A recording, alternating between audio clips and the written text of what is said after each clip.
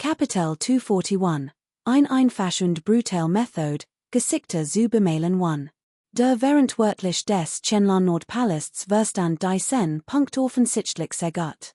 Also die Reaktionen der Anwesenden so, wurde noch selbstsicherer und lächelt Jiang Chen arroganten. Sein Botschaft war klar, why where es, wenn du mir eins kaufst, damit ich sehen kann. Jiang Chen blieb ruhig und gelassen, lächelt leicht und trat plötzlich in die mit. Hob die Hand und hielt ein Flasch mit in Hock. Sein Stimme war leiser, ein Lächeln umspielt sein Lippen, und sagt ruhig, ich heb hier ein Kapitel, ein Erstklassig, die sofort 70% des Warrenchi wiederherstellen kann.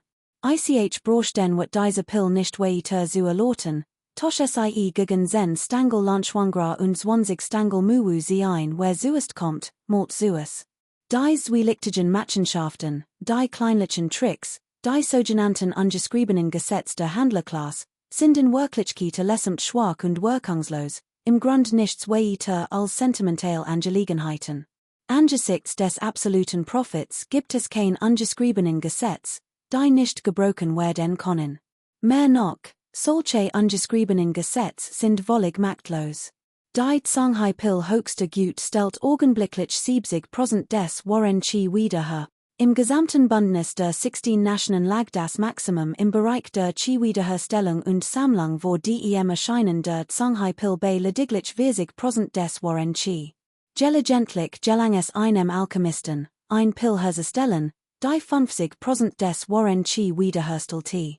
Doch 70% wiederherzustellen, ist wahrlich bei Spielos. Die Kapitel wird zwar bereits vor Monaten in der Apothekehall des östlichen Königreichs hergestellt, jedoch in Segeringen Mengen. Als sie das himmlisch Zimtreich erreicht, war die Mensch erbarmlich gering. Als das Elixier des weiten Meers jedoch eintraf, lost es im himmlischen Zimtreich einen gewaltigen Schock auss erfreut sich in der gesamten Oberschicht des Reichs große Beliebtheit, und selbst ein einziges Fläschchen war schwer zu ergattern. Verständlich, denn die Produktion der Apothekehall reichte selbst für den Eigenbedarf des östlichen Königreichs nicht aus, und die unsaligen Bestellungen machten sich bemerkbar. Dass es nun auch noch in die Allianz von 16 Ländern gelangt, war wahrlich außergewöhnlich. Daher besaßen im himmlischen Zimtreich, obwohl das Elixier des weiten Meers einen hervorragenden Ruf Genus, nur wenig Menschen es. Und ein Elixier der höchsten Stufe, das 7 Zentel des Warrenchi augenblicklich wiederherstellen konnte, war bei Spielos. Nachdem Jiang Chen dies Wort gesprochen hat, herrschte im gesamten Handelsviertel plötzlich absolut still. All schienen instinktiv den Mund zu halten. Ein Elixier der höchsten Stufe. 70% des Warrenchi augenblicklich wiederherstellen? Schließlich damit es jemandem. Nur zen Stangelblaus Schengra gegen 20 Holzpillen getauscht. Ist das ein Witz? Unmöglich. Zen Stangelblaus Schengra und 20 Holzpillen sind viel weniger wat als ein gewöhnlich Kapitel. Ein erstklassiges Produkt. Ganz sicher ist dieser Young Man nicht verrückt geworden und redet nur an Sinn. Man kann leichtfertig reden, aber Heilpillen kann man nicht falschen. Jiang Chen prahlte nicht. Dreht die Medikamentenflasch vorsichtig und ein erstklassig Kapitel fiel in sein Handflasch. Sobald die Pill erschien, richteten sich all Blicke darauf. Augenblicklich beschleunigte sich der Atem, und die Blicke wurden glühend. Es war tatsächlich die Kapitel. Dies Farb, dies Aura, dies Reinheit, dies Aussehen, das vor spiritueller Energie nur so strotzt. Es war wie ein Pill im Leben. Die Menschen im Vitalität erfüllt. Dies Art von Verführung war wie ein wunderschön Frau im an mutige Figur, kurvenreich. In jeder Hinsicht, nur im einem hochstannen Seidenkleid bekleidet, deren Schönheit subtil enthüllt wird, beinahe unwiderstehlich, und die einem das Blatt in Wohlung bracht. Wie konnte man einer solchen Verführung widerstehen? Aus angeblichem Stolz. Aus angeblichen ungeschriebenen Gesetzen, weil man diesem Schurken vom Nordpalast von Chenlan helfen wollte, jemandem aus einem anderen Land einen Schlag zu versetzen? Offensichtlich ist das absurd und lächerlich. Im Geschäft zahlt der Profit immer. Bruder, meinst du das ernst? Ich bin bereit, Zwanzig Stangelblaus Schengra und 50 Holzfressen Samen zu Torschen. Nein, wie viel willst du? Nenn ihn fast deinen Preis, und ich helf dir, sie zu beschaffen. Hör nicht auf ihn. Dies ist unser Gebiet, der Südpalast von Qianlan. Niemand hier hat so viel Vorrat wie wir. Bruder, wie viel willst du? Es ist leicht zu verhandeln. Lasst es. Schamlosen. Vor unseren Schulen ausdem Qingyangtal über spirituell Medizin zu diskutieren? Schamt euch denn gar nicht? Mit lam Huin Tau und Mok Ngo2 in Euren Handen, Wessen Qualitat kann schon die Unseers Tondwangtals übertreffen, Tondwangtal, Jiangchen konnte nicht hin, den Mann anzusehen. War ein Mann mittleren Alters, gekleidet wie ein Bauer, einer, den man in der Mensch kaum wiedererkennen wird. Doch in diesem Moment strahlte sein Gesicht vor Begeisterung. Als Jiangchens Blick bemerkt, verbeute sich noch tiefer und schien überwältigt von Dankbarkeit. Dieser Kerl weiß wohl nichts von meiner Abmischung mit dem alten Mann Fei, oder? Kapitel 242. Ein einfach und brutal Method, Gesichter zu oerfigen zu. In diesem Moment war die Person, die am meisten beschämt wirkte, zwei Fellows der während wörtlich des Qianlan Nordpalasts. Sein Gesicht war schwarz, als hat man es mit Tint begossen. Ein ganz Gruppe von Menschen stürmte aufeinander los, riss sich die Elixier und wünschte sich, konnten sich vor Protest das Haus herausreißen. Was sollte das? Das war ein Schlag eines Gesicht der Jünger des Qianlan Nordpalast. Es gab kein Neid mehr. Doch Verstand auch, warum dies Leute so verzweifelt waren. Where die Situation umgekehrt gewesen, hatte sicherlich dasselbe getan. Ein erstklassig Shanghai Pill, wer konnte die schon widerstehen?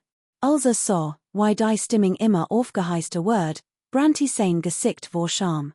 Wollte sich unbemerkt davenschleichen, weitere Demütigung zu entgehen.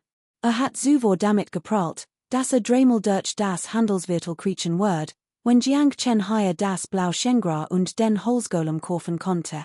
Unter diesen Umständen wird selbst das Verschenken dieser Gegenstand ein riesig Menschenmensch anlocken. Nun hatte sein Gesicht endgültig verloren. Oh! Bruder Jong, wo gehst du hin? Unglücklicherweise tonte gerade, als der Kerl auf halbem Weg war, ein durchdringender Lot. Jemand hat ihn heimlich verpetzt. Dieser Schüler des Qianlan Nordpalasts wollte sich am liebsten in ein Erdloch verkriechen, sein ganzer Körper versteifte sich vor Unbehagen, konnte sich weder bewegen noch urinieren. Sein Gesichtsausdruck war, als hat man ihm einen Eimer Urin übergeschüttet, zutiefst beschämt. Ich muss auf die Toilette, sagt der während wörtlich, Herr Jong, klaglich, sein Gesicht war Unbehagen verset. Dies Ausried rief Spott und Gelagter in der Mensch herwehr. Nun waren die ungeschriebenen Regeln gebrochen, und niemand hat mehr Skrupel. Jiangchen kichert, den Prahlen eben war wohl umsonst. Ich dacht wirklich, du vom Qianlan Nordpalast hattest den Markt im Griff. Scheinbar profitierst du nur vom Ansehen des Tigers, du. Jung, ist nicht so arrogant, wer ist denn arrogant? Wer hat sich denn eben so aggressiv benommen und arger gemacht? Hat etwa gesagt, wir mussten dreimal den ganzen Ort kriechen, wenn wir die beiden Sachen hier kaufen? Choyu trat schmalend vor, stemmte die Hand in die Hüften und sagt, willst du jetzt dreimal selbst kriechen? Oder soll ich dich mit einem Ziel dreimal herumschleifen? Als Schüler des Qianlan Nordpalasts erlebte dieser Jong, der während wörtlich, zum ersten Mal ein so groß Demütigung. Verzweifelt rief in all Richtungen Hilf und hoffte, dass ihm die die Händen beistehen würden. Aber wer würde ihm in diesem Moment schon helfen? All hier Boten stand auf, waren zu verkaufen, und es waren nur Bekannte, wie leicht wird es genugen, ihm zu helfen, einen Fremden einzuschachten. Aber die genau wusst, dass Fremde nicht nur einzuschachten, sondern auch geschmeichelt werden mussten, war jeder, der ihm in diesem Moment noch half, das wird zu ergreifen, dumm. Wenn ein Mauer fällt, schieben all dagegen. In dieser Situation trat zwar niemand aktiv vor, zu schieben, aber ihr Gesichtsausdruck seiten deutlich, dass das Spektakel beobachteten, nicht viel anders als all, die gegen ein einstürzend Mauer schieben. Das sind als Girage, undankbar Lüt.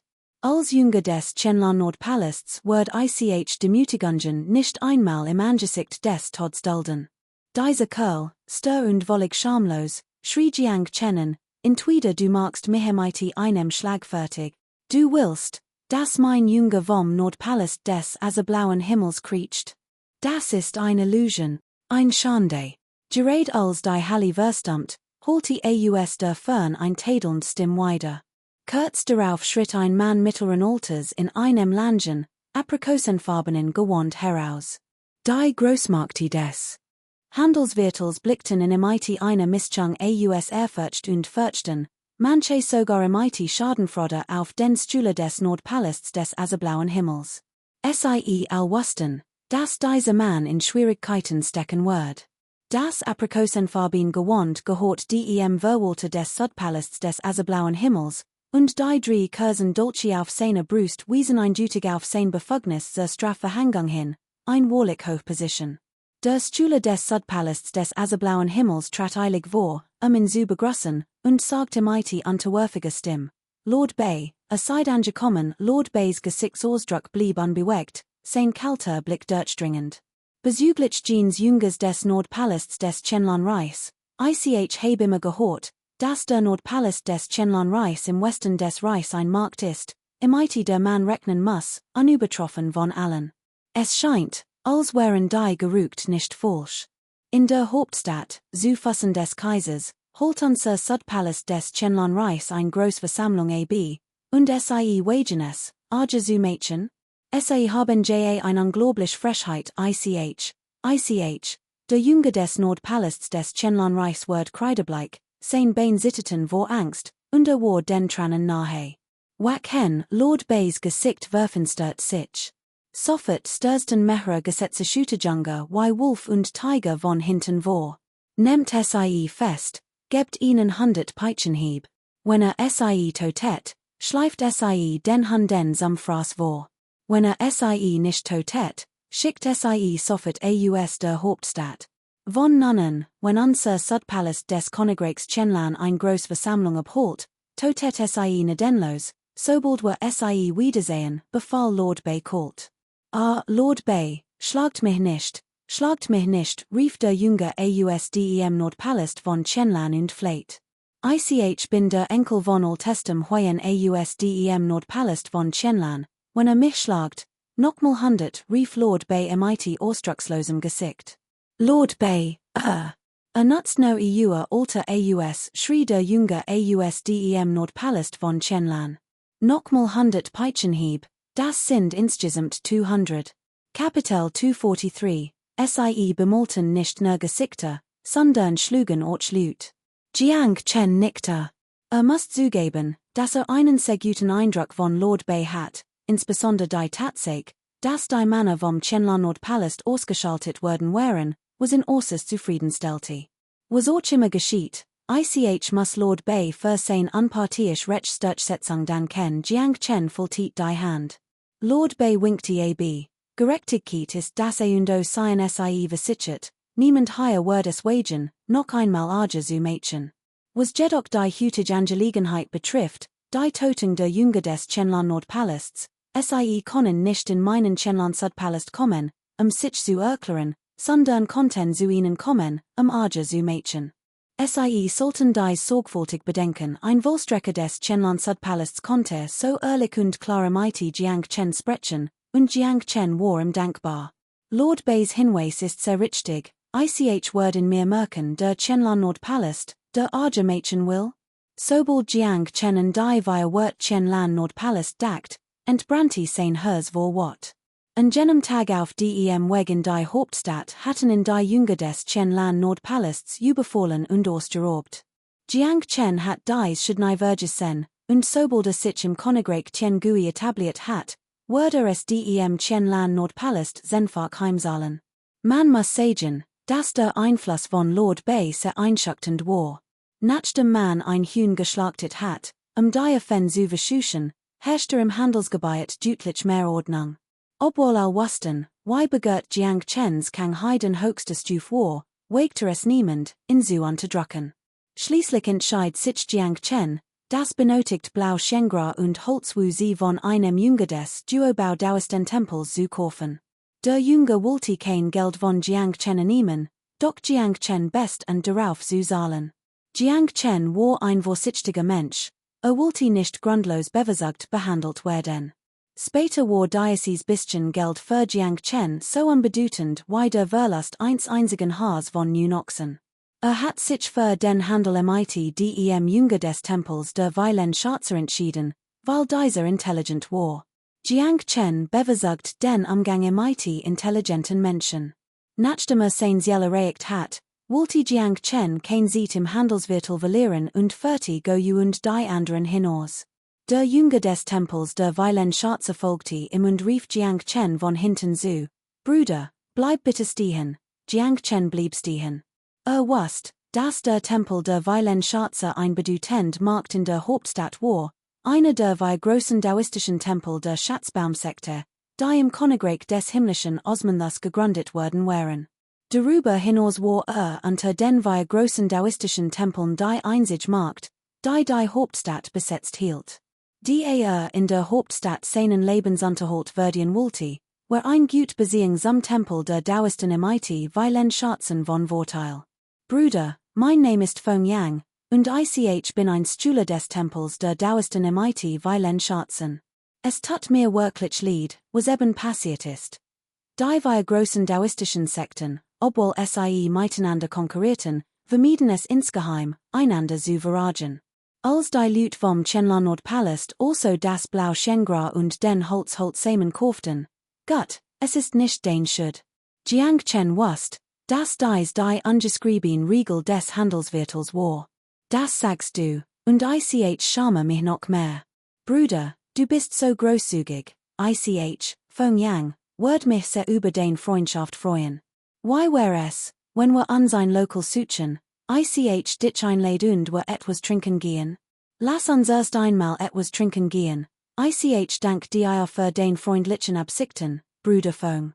Es wird in Zukunft noch viel Gelegenheiten geben, mit der Bau Daoisten Sekte Kontakt aufzunehmen, und ich wird dann weiterhin auf ihr Unterstützung angewiesen sein, sagt Jiang Chen hoffentlich.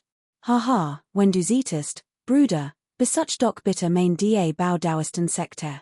Die Bau Daoisten Sekte wird sich sehr gut fühlen, stimmt, wir unterhalten uns schon so lange, und ich hat noch nicht einmal Gelegenheit, dich nach deinem Namen zu fragen. Bruder, mein Name ist Jiang Chen Feng Yang nickte leicht. Ein schon Name dann, als ihm etwas einfiel, veranderte sich sein Gesichtsausdruck leicht, und rief aus, Jiang Chen? Bruder, du musst aus dem östlichen Königreich stammen. Jiang Chen war insgeheim verbluft. Sein Ruf hat tatsächlich das himmlisch Gui Königreich erreicht. Dieser Feng Yang war nur ein Schüler des Tempels der Weilen Schatzer, und erkannte ihn? Jiang Chen wusste nicht, aber sich freuen oder argen sollte, lächelt aber dennoch. Ich hat nicht gedacht, dass Bruder Feng meinen Namen kennt. Feng Yang wird noch enthusiastischer. Bruder Jiang, du ahnst gar nicht, wie berühmt du jetzt bist. Das himmlisch Gui Königreich gehört zu den beiden mächtigsten Königreichen der sechsten Königreich-Allianz. Natürlich wissen sie dort als, was in der Allianz der sechsten Königreich vor sich geht, wie ihr Westentasch. Unser Diebau der Tempel benötigt aus geschäftlichen Gründen Informationen aus Weilen Quellen. Daher ist den Ruf, Bruder Jiang, in unserem Diebau der Tempel Geradizu Legende. Dass du von Legende sprichst, ist natürlich noch ein Untertreibung. Doch als Feng Yang Jiang Chens Namen hört, wuchs sein Wunsch, sich mit ihm anzufreunden, nur noch mehr. Tatsächlich beschrieben divers Geheimdienstberichte aus dem östlichen Königreich Jiang Chen in Geradizu wundersame Weise.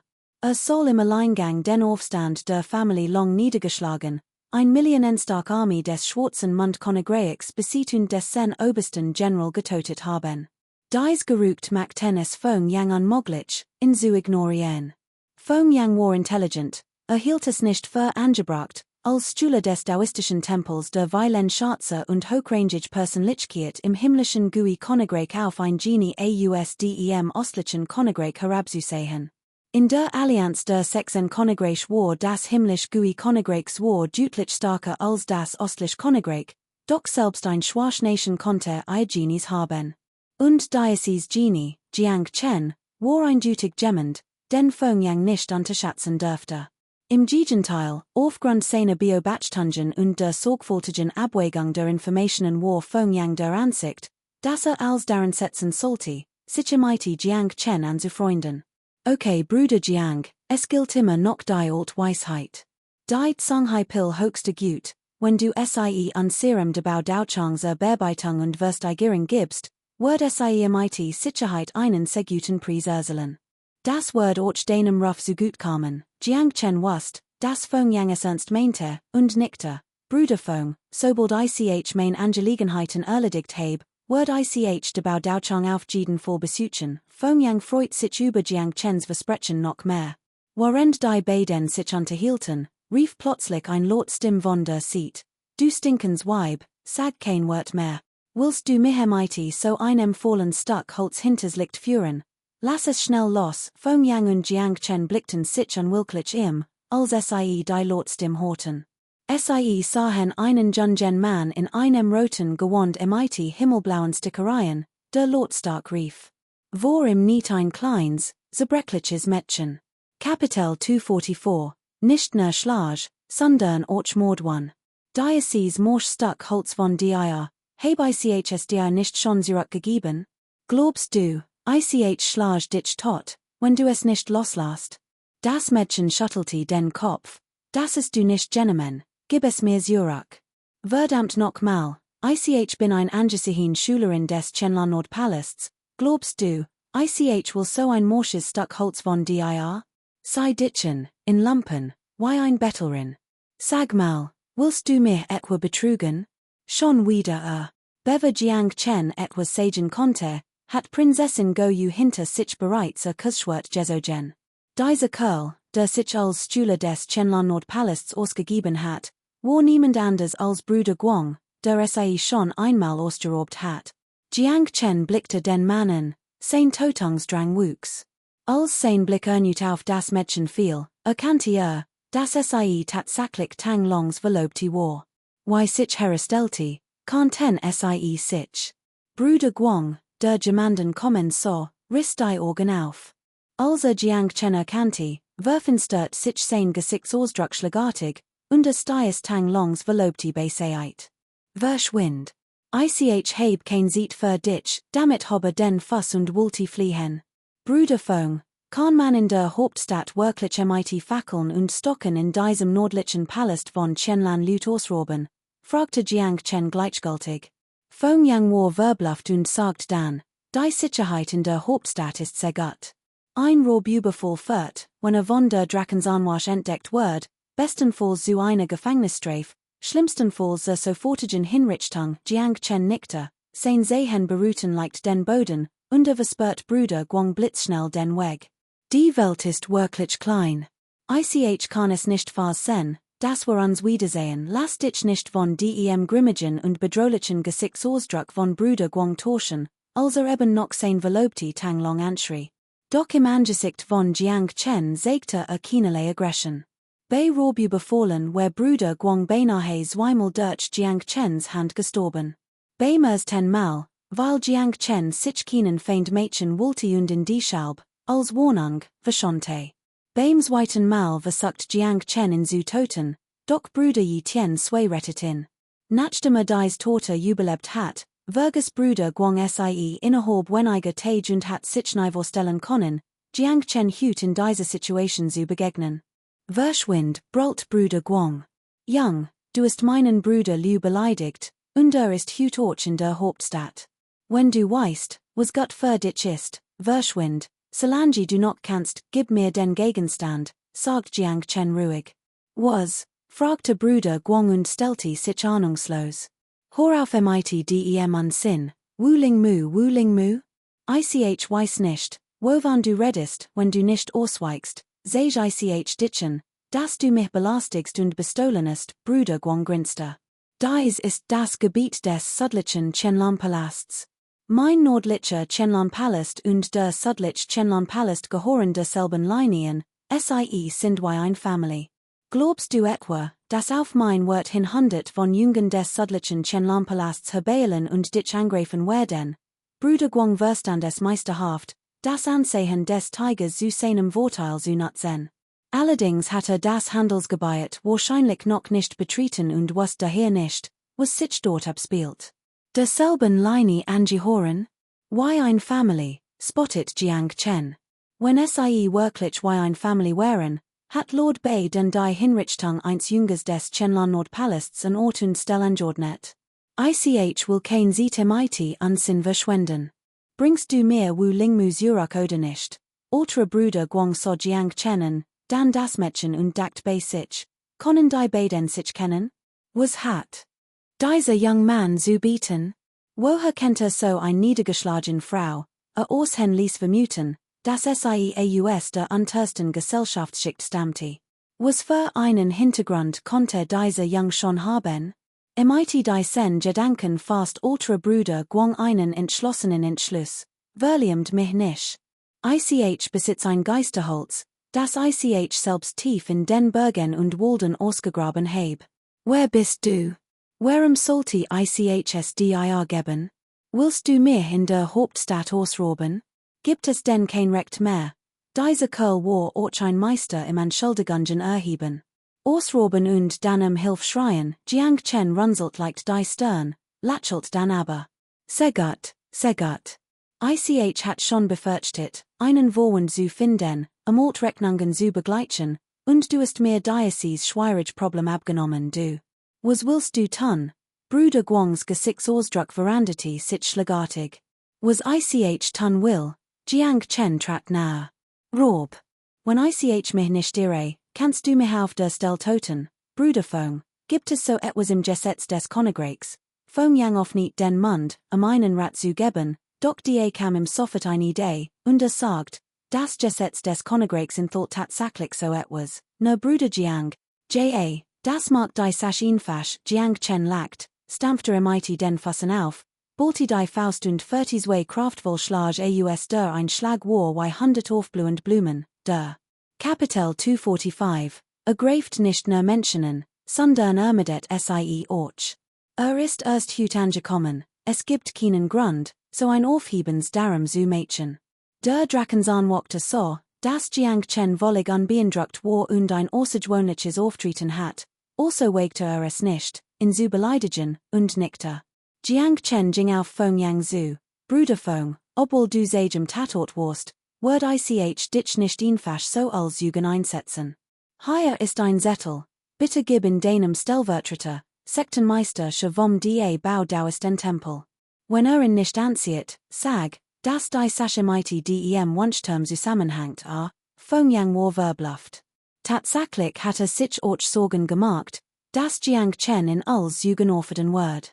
Hat insgeheim überlegt, ob es sich lohnte, den Qianlan Nordpalast zu verragen, sich mit Jiang Chen anzufreunden.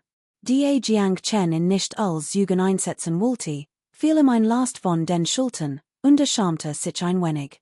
Es war nur Jiang Chens bitte güsen, ein Stück Papier zu überbringen, nichts Schwieriges. Brüder Jiang, kein Sorg, ich word diesen Auftrag so schnell wie möglich in den stellvertretenden Sektenmeister weiterleiten.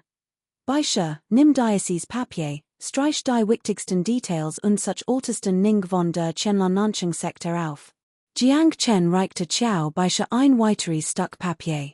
Darauf befand sich ein von Jiang Chen zuvor zubereitet Arzneiformel, das sogenannte Viajarisiiten Elixier, das für ältesten Ning bestimmt hat. Ältester Ning befand sich im Wunschturm und wünschte sich Jugend. Jiang Chen hat zunächst kein Interesse in der Sache gehabt, spürte aber sofort, dass dies Gelegenheit Chiao Beische zuteil werden sollte. Die Chiao Beische nun Jiang Chens vertraute war, verstande die tiefe Bedeutung hinter Jiang Chens Handlungen. Nahm das Rezept entgegen und nickte leicht. Hüt brochte kein großen Wort, Jiang Chen sein Loyalität zu beweisen. Nachdem Go und Chiao Beische die Aufgaben übergeben hat, sagt Jiang Chen zu Shuetong, such die Basis des Qingyang Tals in der Hauptstadt auf und richte Hernfei aus, dass ich hüt von den Drakenzanwaken zum Tee eingeladen wird. Soll sehen, wie damit umgeht. Forza noch bedenken wegen des reinen Hersenselixiers hat, solo unverzuglich in die Hauptstadt kommen, Jiang Chen wusst, dass erst kürzlich im Königreich Tiangui angekommen war und sich dort noch nicht auskante. Hat noch kein Kontakt genapft. Sollte von den Drakensarnwaken abgeführt werden und der Nordpalast von Qianlan eingreifen, wird Jiang Chen höchstwahrscheinlich einen Verlust erleiden. Die Drakensarnwaken würden den voll wahrscheinlich fair untersuchen, aber Voraussetzung dafür war, dass der Nordpalast von Qianlan sich nicht einmischte. Sobald der Nordpalast von Qianlan eingriff, where Jiang Chen, angesichts sein Status als Neuling, one ander mittels zwei Fellows schwer bestraft werden. Daher war es für Jiang Chen selbstverständlich, sich ihre Stork zu bedienen. Wollte allem verfügungsstehenden Mittel nutzen, einmal Nachteil auszuschalten. Als Wiedergeborener war Jiang Chen nicht leichtsinnig, verstand das Prinzip, Macht gegen Gewalt einzusetzen. Nach der Übergabe kehrte Jiang Chen ruhig zu den Drakensarnwaken zurück, lächelt leicht und sagt, auf geht's. Ich hoffe, untersucht den Fall fair. Dies young Dame ist ein Zeugin, und ich hoffe, sie wird nicht ungerecht behandelt. Der Truppführer der Drakensarngard, der Jiang Chens außergewöhnliches Auftreten so, wagt es nicht, ihn zu unterschätzen. Stirnrunzelnd sagt mein Drakensarngard lost falle unparteiisch und gerecht, brauchen sich kein Sorgen zu machen. In der Hauptstadt, in einer praktischen Villa, erhoben mehrere young Männer in den Roben des Nordpalasts ihr Gläser und tranken kraftig. Plötzlich trat ein Untergebener an. Einen jungen Mann mit vernarbtem Gesicht heran und flüsterte ihm etwas in das Ohr. Dessen Gesichtsausdruck veranderte sich schlagartig. Was? Fragte er. Der young Mann sprang auf, sein Augen voller Wut, sein Gesicht finster, als wolle jemanden verschlingen. Was hast du gesagt? Wiederhol das noch einmal, das Gesicht des Untergebenen Word war angstkreidebleich, und er stammelte. Gerät eben kam die Nachricht, dass Oberbruder Zhong Meng im Handelsgebiet von einem Beamten der Polizei von Qianlan Nancheng getötet wird und Oberbruder Guang auf der Straße mit einem einzigen Schlag umgebracht wird. Was hast du gesagt? Fragte ein junger Mann in femininer Kleidung, dessen Geschlecht schwer zu erkennen war. Mit einem plötzlichen Funkeln in den Augen. Zhong Meng wird getötet, erklärst genau. Was ist die Wahrheit? Der Untergebene kämpfte mit seinen nervösen Gefühlen und sagt, also, Oberbruder Zhong Meng so den jungen Mann, mit dem die älteren Brüder letztes Mal im Handelsgebiet zu tun hatten. Danach, der Untergebene stammelte und enthüllt schließlich die Wahrheit. Dieser feminin gekleidet young man war niemand anders als Oberbruder Liu Chan, der Jiang Chen eines Qingyangtal verfolgt und beinahe von altestem Phase Handflächenschlag getötet worden war. Dieser Mann hat die Range des halbstufen unsterblichen Reichs durchbrochen und die erste Stufe des unsterblichen Reichs erreicht. Hut war ein führend Persönlichkeit. Liu Chan kommt sich nicht sonderlich den Tod seines älteren Bruders Guang. Anders war es jedoch mit Zhong Meng. Zhong Meng war Liu Chans Cousin. Die beiden waren seit ihrer Kindheit gemeinsam dem Qianlan Nordpalast beigetreten. Zhong Meng besaß großes Geschäftstalent. Für die Kultivierung war Geld unerlässlich. Liu Chans bisheriger Fortschritt war größtenteils Zhong Mengs finanziellen Beitragen zu verdanken. Liu Chan behandelte Zhong Meng weiterhin wie einen jüngeren Bruder. Als plötzlich hört, dass Zhong Meng von den Gesetzeschütern getötet worden war, fühlte sich, obwohl ein Expert des unsterblichen Reichs war, wie in einem Traum. Schon wieder dieser Bengel nörschte Liu Chan mit den Sahnen, sein Augen blitzten vor Wut. Beim ersten Mal hattest du Glück, eines Qingyangtal zu entkommen, hattest du dich im Qingyangtal verkrochen, hat ich dich nicht fassen können. Doch bist du in die Hauptstadt gekommen, den Tod zu suchen. Wenn ich dich diesmal nicht tot, wird der Name Liu auf dem Kopf stehen. Yi Tiansui, einer der Verfolger Jiang Chens, sagt, Bruder Liu, dieser Kerl ist etwas seltsam. Ist in die Hand von Altman Fei ausdem Qingyangtal gefallen, wie konnte unvercertent kommen, stimmt. Altman Fei ist berüchtigt für seinen schwierigen Umgang. Seht nicht einmal an seinem Sektenmeister des Qianlan Nordpalasts Respekt. Wie konnte diesen Bengel in die Hauptstadt lassen? Kapitel 246, Ein grosses Jetos 1. Der young man MIT den Dreieckischen Organ unterbreitet Liu Chan einen Plan. Früher, als sie noch kultivierend im Halbstufen unsterblichen Reich waren, hatten sie beim Aufteilen der Beute ein riesiges Jetos verursacht, was Jiang Chen die Gelegenheit zerflutscht gegeben hat. Nun war Liu Chan in die erste Stufe des unsterblichen Reichs aufgestiegen, sein Kultivierung hat sich deutlich verbessert und besaß überwältigend stark. Natürlich folgten die anderen seinem Beispiel und wagten es nicht, über eine gerechte Verteilung zu diskutieren. Liu Chan nickte finster, der Großprinz hat hohe Ambitionen, Reichtum interessiert ihn nicht besonders. Doch unter dem Gefolge Diocese Jungen Manes befinden sich zwei wunderschöne Frauen, wahrlich atemberaubend, MIT einem betorenden exotischen Charme. Der Großprinz ist ein Frauenheld, wenn wir sie im Anbieten konnten, wär das ein Gefallen gut, lasst uns das entscheiden. Die schöne Frau, die dem Großprinzen angeboten wird, und die Habslichkeiten des Jungen Manes, wir teilen sie gemäß unserer vorherigen Abmachung auf, einverstanden, rief dich tien tui und schlug MIT der Faust auf den Tisch. All Blicke richteten sich gleichzeitig auf Liu Chan one sein Nicken, where als nur leers gereed güsen. Liu Chan wusste, wie wichtig es war, dies Lut effektiv einzusetzen und wollte, dass sie bests gaben. Die Schalb musste ihnen Vorteil verschaffen. Nickte sofort. Gut, Mädchen war es wie vereinbart. Jeder von euch erholt zwei Geisterbestien. Falls es geheim Kultivierungstechniken gibt, kann sich jeder von euch einen Teil davon nehmen, das halbunsterblich Reich unterscheidet sich grundlegend vom ersten Level des unsterblichen Reichs. Die wenigen Anwesenden waren überglücklich, als sie Liu Chans Zustimmung horten. Senior Bruder Liu, wir dürfen dies Angelegenheit nicht lange aufschieben. Lasst uns den Großprinzen besuchen. Lange Zeit später, in der Residenz des Großprinzen des Königreichs Tiangui. Liu Chan, sprach von dieser Person, kennt ihren Hintergrund, Prinzi die lächelt schwach. Hintergrund, fragte Liu Chan verblüfft.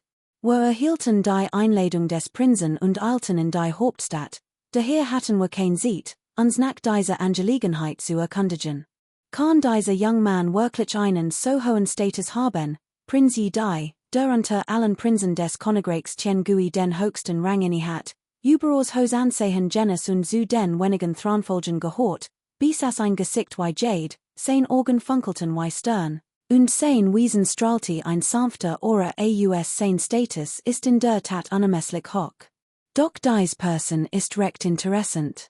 Schade, dass nur ein Feind und kein Freund sein kann, Your Hoheit, konntet mich aufklären, fragte Liu Chan verblüfft. Dies Person stammt aus dem Ostlichen Königreich und ist ein legendär Gestalt des Ostlichen Königreichs namens Jiang Chen, ich habe einst im Alleingang den Aufstand der Familie Long im Ostlichen Königreich niedergeschlagen, das Ostliche Königreich, Liu Chan war besorgt, wer dahinter stecken konnte, doch als hort, dass es das Ostliche Königreich war, fiel ihm die Last von den Schultern. Nur ein kleines Königreich? Selbst ein kleines, legendäres Königreich hat seine Grenzen. Der älteste Prinz, Jda, lächelt, Informanten zufolge ist mein werter Sohn der Erste, der die Hauptstadt besucht. Your Hoheit, der wird Prinz, Rong, das ist richtig. Mein werter Sohn stellt seine Fähigkeiten normalerweise nicht zur Schau und gibt sich äußerst zurückhaltend. Doch wenn in für einen Mann sein Stands haltet, ist juk gewaltig. Warum kam Jiang Chen ins Königreich Tiangui? Da muss mein werter Sohn sein Finger im Spiel haben, Liu Chan überlegt. Your Hoheit, was meint Liu Chan hielt in, streckte die rechte Hand aus und dutiten, als würde die Kaylee durchschneiden. Jiang Chen hat your Stühle vom Qianlong-Nordpalast getötet, das kann das Staatsgesetz nicht dulden. Vom Qianlong-Nordpalast würdet juk doch nicht einfach abschlachten lassen, oder? Liu Chan lächelt hämisch. Obwohl der Großprinz es nicht ausdrücklich ausgesprochen hat, war die Entscheidung klar. Dies war ein versteckter Drohung an den Qianlong-Nordpalast, die impliziert, dass sie das Gespräch als wohend nutzten, den Tod zu suchen. Your Hoheit, seid versichert, wenn der Qianlong-Nordpalast zulassen wird, dass ein bloßer Fremder im Königreich Tiangui Unruhe stiftet, wo blieb die unser Ehre? werden mit der Drakenzahnwasch verhandeln und sie bitten, den voll unparteiisch zu untersuchen. Blutschuld muss mit Blut beglichen werden, Liu Chans Gesicht veriet ein finsteres Lächeln. Es gibt hier einig Lut von der Drakenzahnwasch. Ich word mein untergebenen anweisen, diese Angelegenheit groß Aufmerksamkeit zu schenken. Die wir großen daoistischen Tempel sind Festungen der Bauschusekte im Königreich Tiangui Jünger der wir großen daoistischen Sekten im Widerstand zu töten, ist ein Schlag eines Gesicht des himmlischen Osmanthus Königreichs und erst recht der Bauschusekte. Das tun wir ernst. Liu Chan freut sich insgeheim, mit der Garantie des Großprinzen fühlte sich beruhigt. Hihi, Jiang Chen, nicht wahr? Die Legend des Ostlichen Königreichs, nicht wahr? Komm in mein himmlisches Osmanthus Königreich, du Drasch musst dich hinlegen, du Tiger musst dich hinsetzen. Diesmal will ich dich langsam demütigen, dich foltern, dich dann töten, dein Frau rauben und deinen Reichtum plündern. Jiang Chen schloss die Augen und setzte sich auf den Stuhl. War schon über ein Stund hierher gebracht worden. Der Raum war ordentlich eingerichtet, die Stühle aus feinstem Sandelholz. Seit seiner Ankunft hatte niemand befragt oder Ochner reagiert. Jiang Chen wusste, dass dies eine kalte Behandlung war. Kapitel 247, ein großes Getummel 2. Hinter dem Kommandanten rief ein Drakenzahnwächter, anmassend und ungebardig. Gilt widersprechen als anmassend und ungebardig, Peng, der Kommandant schlug mit der Faust auf den Tisch. Jiang Chen, ich mag keinen Unsinn. Du hast einen Jünger des Qianlan Nordpalasts getötet, und nun verlangt der Qianlan Nordpalast den Schuldigen von mir. Entweder du gestehst den Schuld, und wir werden gerechter teilen. Oder du wirst dich mit deiner vorteilhaften Position. Kommandant, richtig, unterbrach Jiang Chen in einer Handbewegung. Tu nicht so, als ob ich heb die Banditen in Notwehr getötet. Ich betracht mich als unschuldig. Außerdem ist du das bereits gesagt, was soll dir noch von einem gerechten Urteil? Schamst du dich denn gar nicht für solche Wort? Du willst dich also weigern, spottet der Oberbefehlshaber. Jiang Chen, wir geben dir ein letzte Chance. Du hast am Straßenrand einen Mord begangen, willst du es zugeben oder nicht? Jiang Chen schüttelte ruhig den Kopf. Ich heb nicht zuzugeben, Segat. Es scheint, als hattest du das unsterblich Herz des gelben Flusses noch nicht gesehen und warst entschlossen, dich der Drakenzahnwasch entgegenzustellen. Bringt in eines Schwors Gefängnis. Im schwarzen Gefängnis halten die Drakenzahnwachen Schwerverbrecher fest. Einmal eingesperrt, ist es fast unmöglich, wieder herauszukommen. Es gibt im Grund nur einen Weg, herausgeschleift und enthauptet werden. Eine andere Möglichkeit ist, aufrecht hinzugehen und als Leiche wieder herauszukommen. Mehrere Drakenzahnwachen eskortierten Jiang Chen eines Schwors Gefängnis. Verdammt, jedes Mal, wenn ich in die nahe Diocese Gottverlassen in Orts komme, bekommt mich ein Gefühl der Düsternis und Kälte, klagte ein Drakenzahnwasch. Ach, beschwer dich nicht.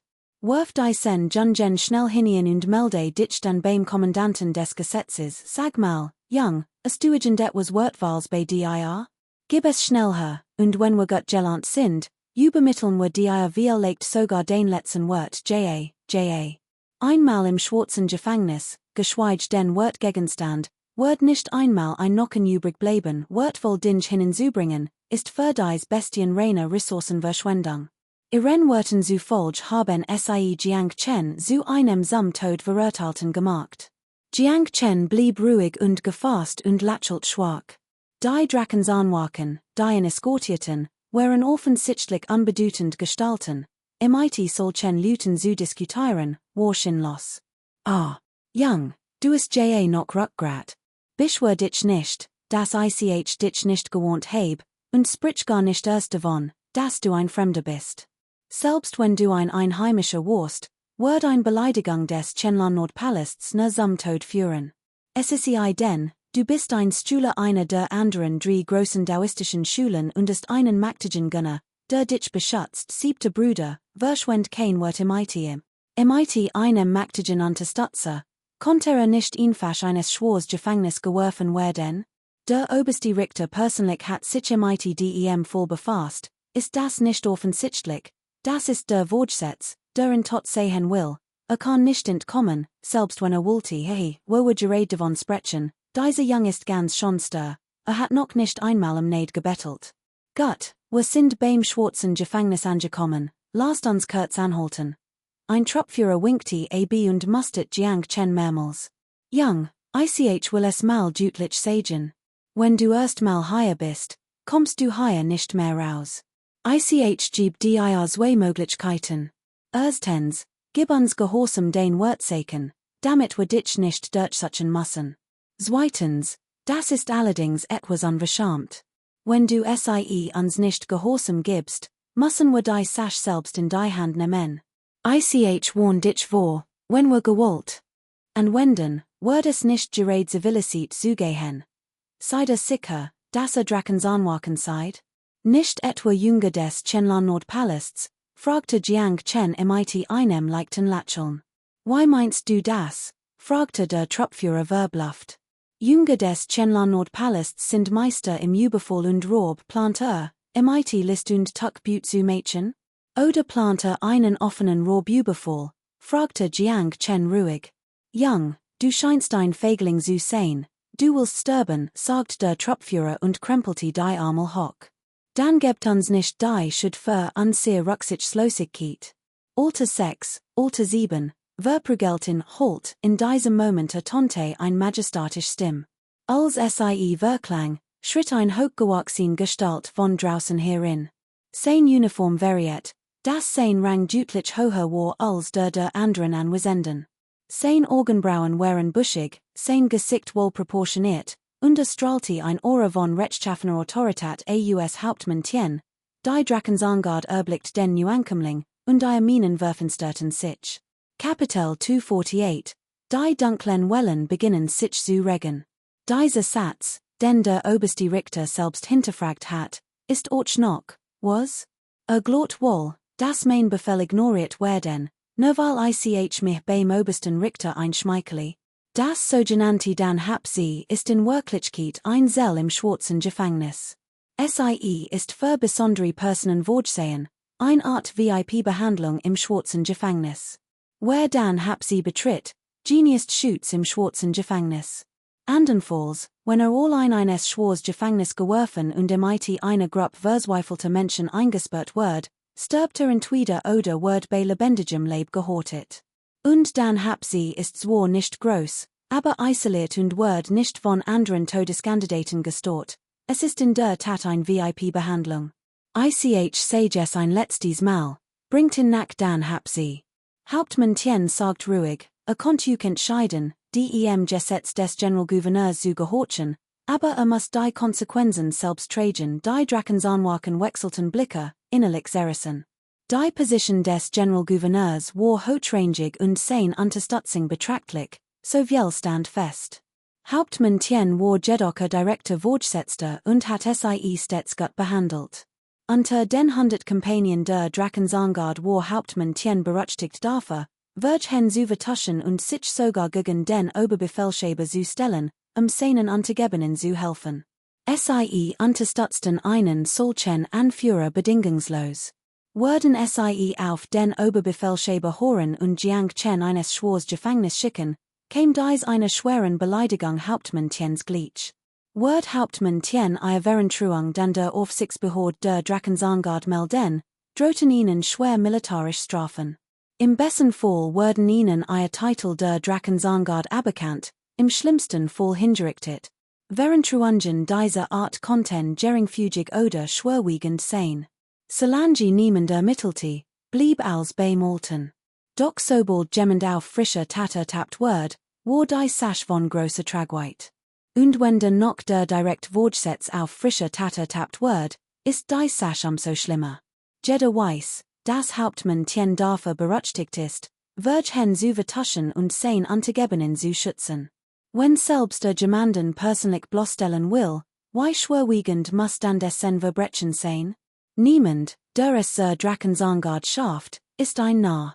Der Truppführer sogert kurz und sagt dann schnell, Hauptmann Tien, wir sind als Soldaten, die sie hier hergebracht haben, natürlich werden wir auf sie hören. Hauptmann Tien, keine Sorge, wir werden nicht darüber reden. Auf keinen Fall darf der Kommandant davon erfahren, ja. Wir werden auf Hauptmann Tien hören, Hauptmann Tien, der die Orgen zusammengeniffen hat, wusst, dass Sultan dies Curl zu lange zogen, nicht zogen wird, sie mighty aller hart aus seinen Reihen zu werfen und sie den Nack militarecht zu bestrafen. Die nicht also weit vom Kurs abgekommen wären, nickte Hauptmann Tien gleichgültig, auch wenn keinen Unsinn geredet hat, kann dies Angelegenheit nicht juig geheim bleiben. Sollte Kommandant Lu jedoch etwas zu sagen haben, soll sich bei mir melden. War es nicht der den vor your sprunglich bearbeitet hat, was treibte denn die? Greifte zu weit ein, ja. Jedenfalls dürfen wir draußen auf keinen Fall etwas unpassend sagen, versichert ihnen der Truppführer. Sie werden ganz bestimmt nichts verraten, sonst werden sie in großen Schwierigkeiten stecken. Hauptmann Tien war dies bezüglich sehr beruhigt. Jubelast mir diesen Ort, geht schon mal runter. Hauptmann Tien winkte ab und endlich die Männer. Nachdem die Mitglieder der Drakensangard gegangen wären, sagt Hauptmann Tien zu Jiang Chen, ich will nicht länger den heißen Brei herumreden. Der wird Prinz ist mir unendlich gnädig. Seid sein hochgeschätzter Gast, und ich wird dafür sorgen, dass hier kein Schäden entsteht. Ich heb mir den voll kurz angesehen, ist sehr kompliziert. Die sieht definitiv gemmend im Hintergrund die Fäden sollte der Nordpalast von Qianlan sich reichen, bin ich mir nicht sicher, ob der wird Prinz das letztendlich verkraften konnte. Dieser Hauptmann Tien ist offensichtlich ein Angegebener des Wirten Prinzen Yi Rong. Jiang Chen war überrascht, lächelt dann aber, sagt dem Wirten Prinzen, dass die Situation ruhig beobachten kann, wenn sich mighty Nackverschungen in dieser Angelegenheit nicht wohlfühlt. Ich wird ihm das nicht übel nehmen. Mich wird interessieren, wer dieser Rechtskommandant ist. Welche Verbindung hatte zum Nordpalast von Qianlan, Hauptmann Tien Sufst Leser, das ist ein langer Geschichte. Der Qianlan Nordpalast war schon immer einer der mächtigsten unter den vier großen daoistischen Sekten und hielt sich insgeheim für die Nummer 1. Sowohl der Qianlan Nordpalast als auch der Kommandant des Gesetzes stehen dem ersten Prinzen sehr nahe, der Kronprinz, als einer der auserwählten Thronfolger, jenes höchstes Ansehen. Nach dieser kurzen Erklärung von Hauptmann Tien verstand Jiang Chen im Großen und Ganzen. Ob Qianlan bei Gong oder Lu Du Tong, die mächtige Figur hinter ihnen war der Kronprinz des Königreichs Tiangui, der zukünftige Thronfolger. Also habe ich beiläufig einen Banditen getötet und dabei ungewollt einen Prinzenkrieg ausgelost, dacht Jiang Chen und musst bitte lächeln. Hat nicht erwartet, dass die Lage im Königreich Tiangui so heikel sein wird, ein Kleinigkeit konnte solch ein Aufsehen erregen.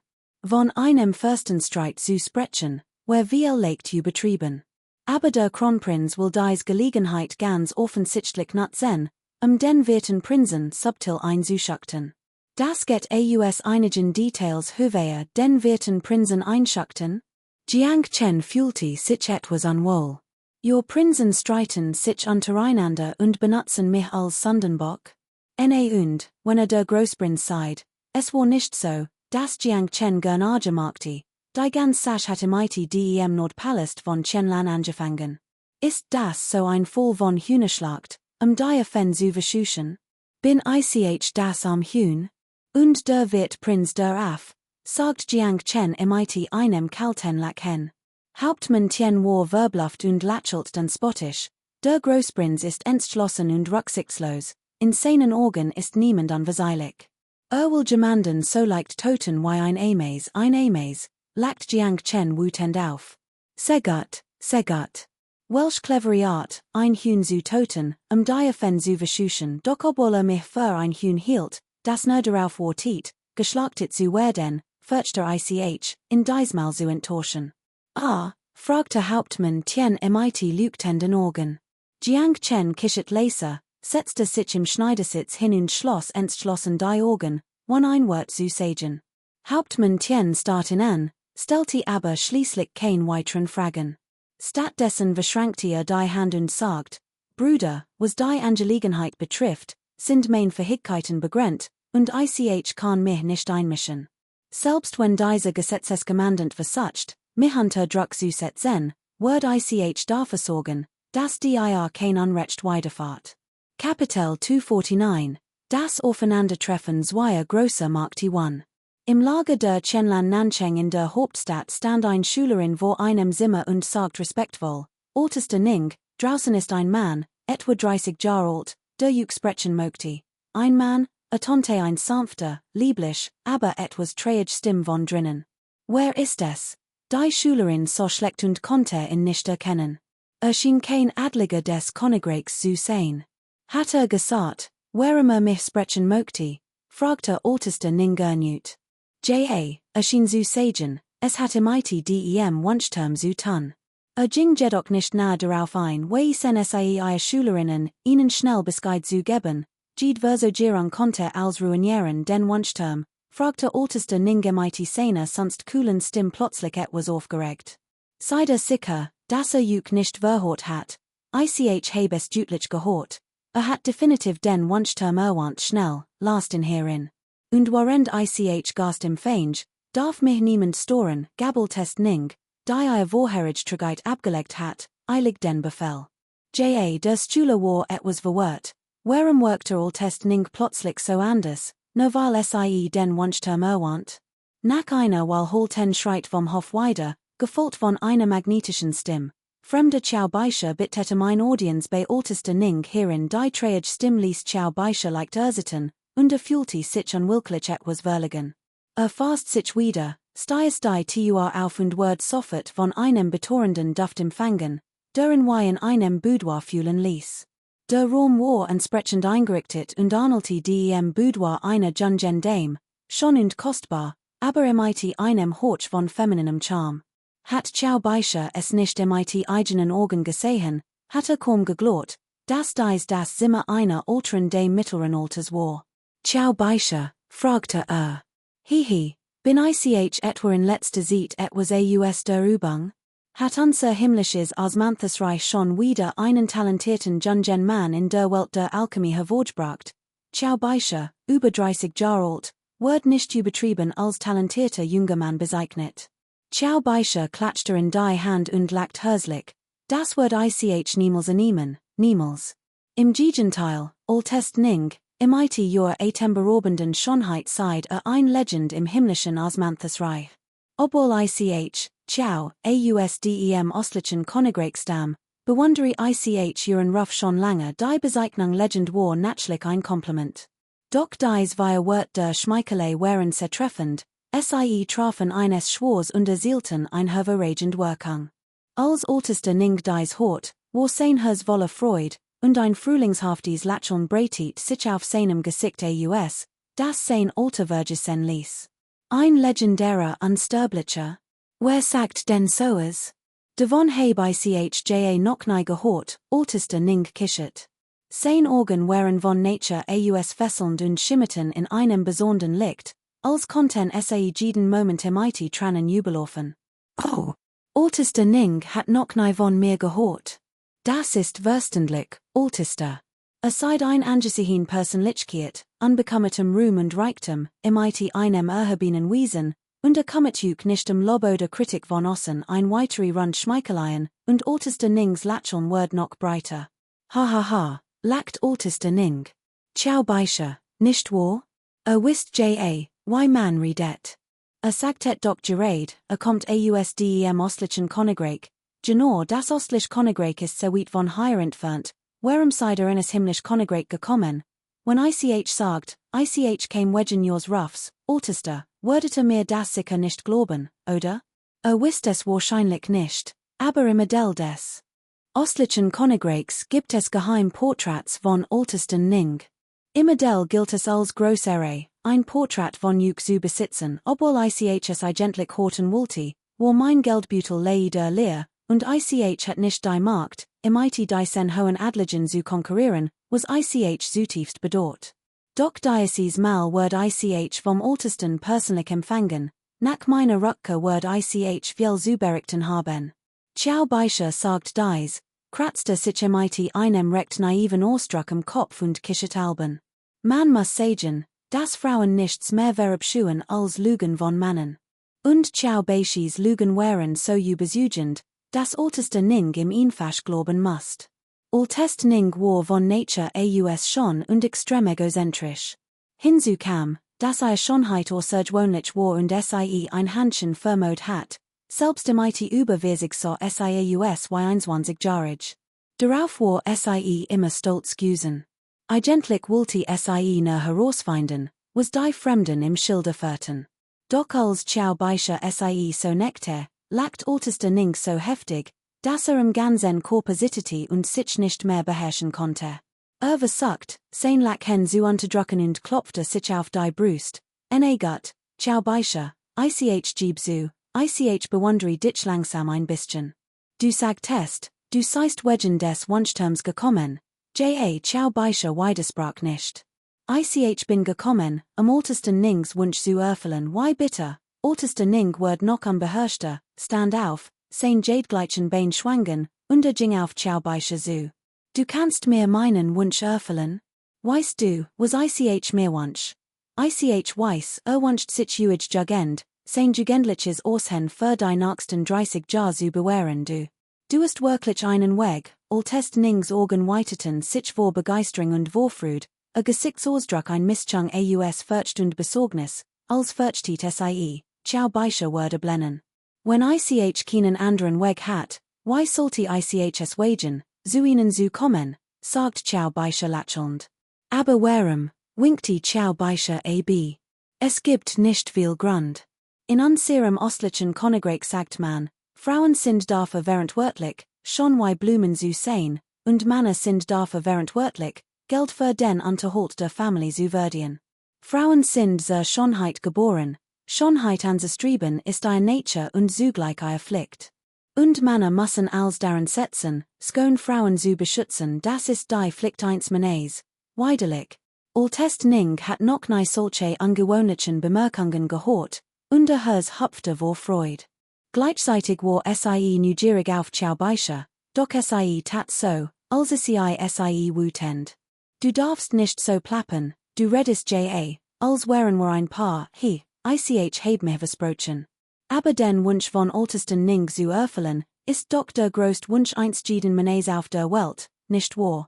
Oberster Ning amüsiert sich über dies Wort, verges dabei wollige damenhaftes Auftreten und war überglücklich, fast vor Freude in die Luft zu springen. Ciao Beische, ich schätze dich immer mehr. Ich hab beschlossen, dich, unabhängig davon, ob du mir bei der Erfüllung deines Wunschs helfen kannst oder nicht, als meine Assistentin einzustellen. Kapitel 250, Zwei Mächtige Kräfte treten in Erscheinung 2. Auf der Wunschroll hat Oberster Ning versprochen, die Identität eines adligen sechsten Ranges aufzuklären und jemanden als Gefolgsmann einzustellen. Doch heute, ihren eigenen Worten zufolge, ist dem Gefolgsmann ein Assistent geworden, und der adlige sechsten Ranges wird zu einem fünften Rang aufgewertet. Oberster Ning war sichtlich erfreut und von ciao Beische geschmeichelt. Ciao Beische nutzte die Gelegenheit und suffst, Oberster Ning, ich wage es nicht, etwas zu verheimlichen. Ursprünglich war der Erfolg dieser Angelegenheit 100%ig sicher. Doch einer meiner Partner stieß auf ein unerwartetes Problem. Ich besitzt zwar die Formel für ein Verjüngungselixir namens Immergrüns Viagerisieten Elixir, aber es fehlen noch einige Zutaten, welches unerwartet Problem, fragte Oberster Ning etwas verlegen. Es ist so, ein Freund von mir hat mir die Rezepte für das Elixir durch einen glücklichen Zufall beschafft, gab sie mir, aber die anderen weigerten sich, sie mir zu geben. Will sie mir erst geben, wenn ich genug Geld zusammen habe. Geld ist nicht das Problem, wie viel verlangt denn? Oberster Ning hat keinen Geldmangel. Ich hab genug Geld zusammen, aber hat unerwartet Schwierigkeiten verursacht. Und dies Schwierigkeiten scheinen sich schwer zu lösen zu sein, sagt ciao Beische etwas gereist. Wollte absichtlich einen am Weg, Oberster Nings Neugier zu wecken und sie am Nachfragen zu beruhigen. Was für unerwartet Schwierigkeiten sind es denn? Fragte Oberster Ning ungeduldig. Ich hab viel Verbindungen im himmlischen Reich, was für ein Problem gibt es, das mein südlicher Palast von Chenlan nicht lösen kann? Hat jemanden getötet. Ist es nicht einfach nur ein Mord? Was soll daran so schlimm sein? Ich habe sofort jemanden geschickt, ihn abzuholen. Hat in etwa die Drakenzahnwasch eingesperrt? Fragte Oberster beiläufig. Hat einen Räuber getötet, einen Räuber? Sieht wann ist es denn illegal, einen Räuber zu töten? Kann dies Drakenzahnwasch überhaupt Falle lösen, weil diesen Räuber getötet hat, genius der einen sehr hohen Rang, erklärt Ciao Beischer weiter. Einen sehr hohen Rang? Why hock? Steht etwa über Obersten Qianlan Nancheng why mehr, schnaubte Oberster leicht missmutig. Ciao Beischer seufzt, ehrlich gesagt, hatte diesmal einen Schüler von Qianlan Beigong getötet. Qianlan Beigong, fragte Oberster erleichtert und nickte. Die du das sagst, glaub ich dir Qianlan Beigong ist in letzter Zeit ein richtiger Räuber und benimmt sich wie ein Bandit. Ich habe gehört, dass Qianlan Beigong die Drakenzahnwasch stark unter Druck setzt. Sie müssen dies legitime Selbstverteidigung unbedingt in einen Mord am Straßenrand verwandeln. Außerdem scheinen sie ein Gewalttätig gemacht zu haben, indem sie erklärten, dass der Nordpalast von Qianlan dies nicht dulden wird, egal wer sich meldet, egal wie viel Einflüsse hat, was für ein prahlerischer Ton Riffeltest noch immer benommen von Ciao Beischis Anschreien. Sie hat nie gedacht, dass Ciao Beischis Wort in Wirklichkeit eine Art Lenkung wären und sie sogar provozierten. Ich glaube es auch nicht. Dies ist das Gebiet der Familie, das Land des Königreichs Tiangui. Der Nordpalast von Qianlan ist im Westen des Königreichs arrogant und will alles in der Hauptstadt kontrollieren. Ciao Beischer, ich word dies Notiz für dich schreiben. Ger und gib sie den Drakenzahnwachen, damit sie diesen voll fair behandeln. Oberster war im Südpalast von Qianlan ein mächtiger Oberster mit hohem Ansehen und einer Position, die nur wenigen anderen untergeordnet war. Hat betrachtlichen Einfluss innerhalb des Südpalasts von Qianlan. Im himmlischen Königreich galt sie als hochrangig Persönlichkeit. Sie behauptet, Status ist sogar höher als der des aktuellen kaiserlichen Adels. Als Ciao Beischer dies hort, war sie überglücklich, die der Test den Brief persönlich verfasst hat, wird die Angelegenheit leicht zu regeln sein. Dies ist die Arzneiformel, die ich erhalten habe, ich wird sie dem Ältesten respektvoll zuerst sagen. Sobald dieser Freund freigelassen und die Formel fertiggestellt ist, kann im der Herstellung des Tungschen Viajarisiiten Neugrünen Elixiers begonnen werden. Oberster nahm die Formel freudig entgegen, und sein Meinung über Ciao Beischer stieg noch weiter. Dacht bei sich, dass Ciao Beischer wirklich vernünftig war und nichts verheimlichte. Unerwarteterweise besaß ein Mann aus dem östlichen Königreich ein würdevolle Ausstrahlung als ein Mann aus dem himmlischen Königreich. In der Hauptstadt, im Bau Daoistischen Tempel. Der Bau Daoistisch Tempel beherbergte zwei mächtige Persönlichkeiten, den Sektenmeister Zhuge Yang und den stellvertretenden Sektenmeister Shi Xiaoyao. In diesem Moment saß der stellvertretende Sektenmeister Shi Xiaoyao in seinem Hof und genüsslich einen edlen Tropfen. Jeden Tag dies Zeit nahm sich die Zeit für einen guten Wein. Dies Gewohnheit pflegte sich jahrzehnten, selbst wenn die Welt unterging, wurde in trinken. Lit den letzten Becher, stellte den kleinen ab und seufzt, der Wein ist gut, aber leider gibt es so viel edel Wein auf der Welt, doch letztendlich schmecken sie nur gut. Ein Wein, der Herz und Seele berührt, ist wohlig selten wie Shade. One word ich will wieder diesen nun Blüten Wein geniusen können, murmelt der stellvertretende Sektenmeister vor sich hin. Dies Art von Leben genus am meisten. Als so, dass den edlen Wein endlich ausgetrunken hat, trat ein Diener vor sich heran. Sektmeister, draußen wartet ein Stühle des Tempels der Weilen Schatzernehmens von Yang. Möchte juk sprechen. Hat gehört, dass hier Wein geniust und wartet schon fast ein halb Stund von Yang, fragte der stellvertretende Sektenmeister und niff die Augen zusammen. Kapitel 251, stellvertretender Sektenmeister ist wütend. 1. Horauf mit dem Unsinn. Ich lasse mich nicht herumschubsen. Shi Xiaoyao schnippte mit dem Armel und hob von Yang hock. Holt dich zu mir. Sag mir, Was ist im Wunschterm passiert? Wenn du es wagst, mich zu torschen, hihi, glaubst du etwa, ich ot dich lebendig und reiß dir die Seinen heraus, das war nicht nur ein Drohung oder ein Spot des stellvertretenden Sektenmeisters, es war ein abschulisches Verbrechen, und es wird niemanden kommen, wenn in totit. Fong Yangs Status im Tempel der Weilen Schatze war gering, und hat kein Unterstützung. Sonst wäre nicht eines Handelsviertel gegangen, ein so demütigend Angelegenheit wird von Angesehenen Jungen verachtet werden. Gerade weil Fong Yangs Status und Unterstützung fehlten, ging in letzter Zeit gern Risiken ein und suchte Reichtum und Glück in Gefahr. Sein Vorgehen gegenüber Jiang Chen war genau von dieser Überlegung geprägt, hoffte, Jiang Chen für seine Zukunft nutzen zu können. Als Xiaoyaro die Sen punkte reicht, wusste Fong Yang, dass nun zu seinem Wort stand und es kein Zurück mehr gab. Fast sich sofort ein Hers und erklärt detailet, ich bericht dem Herrn, dass ich auf dem Handelsmarkt des südlichen Palasts von Qianlan ein außergewöhnlich Person kennengelernt habe.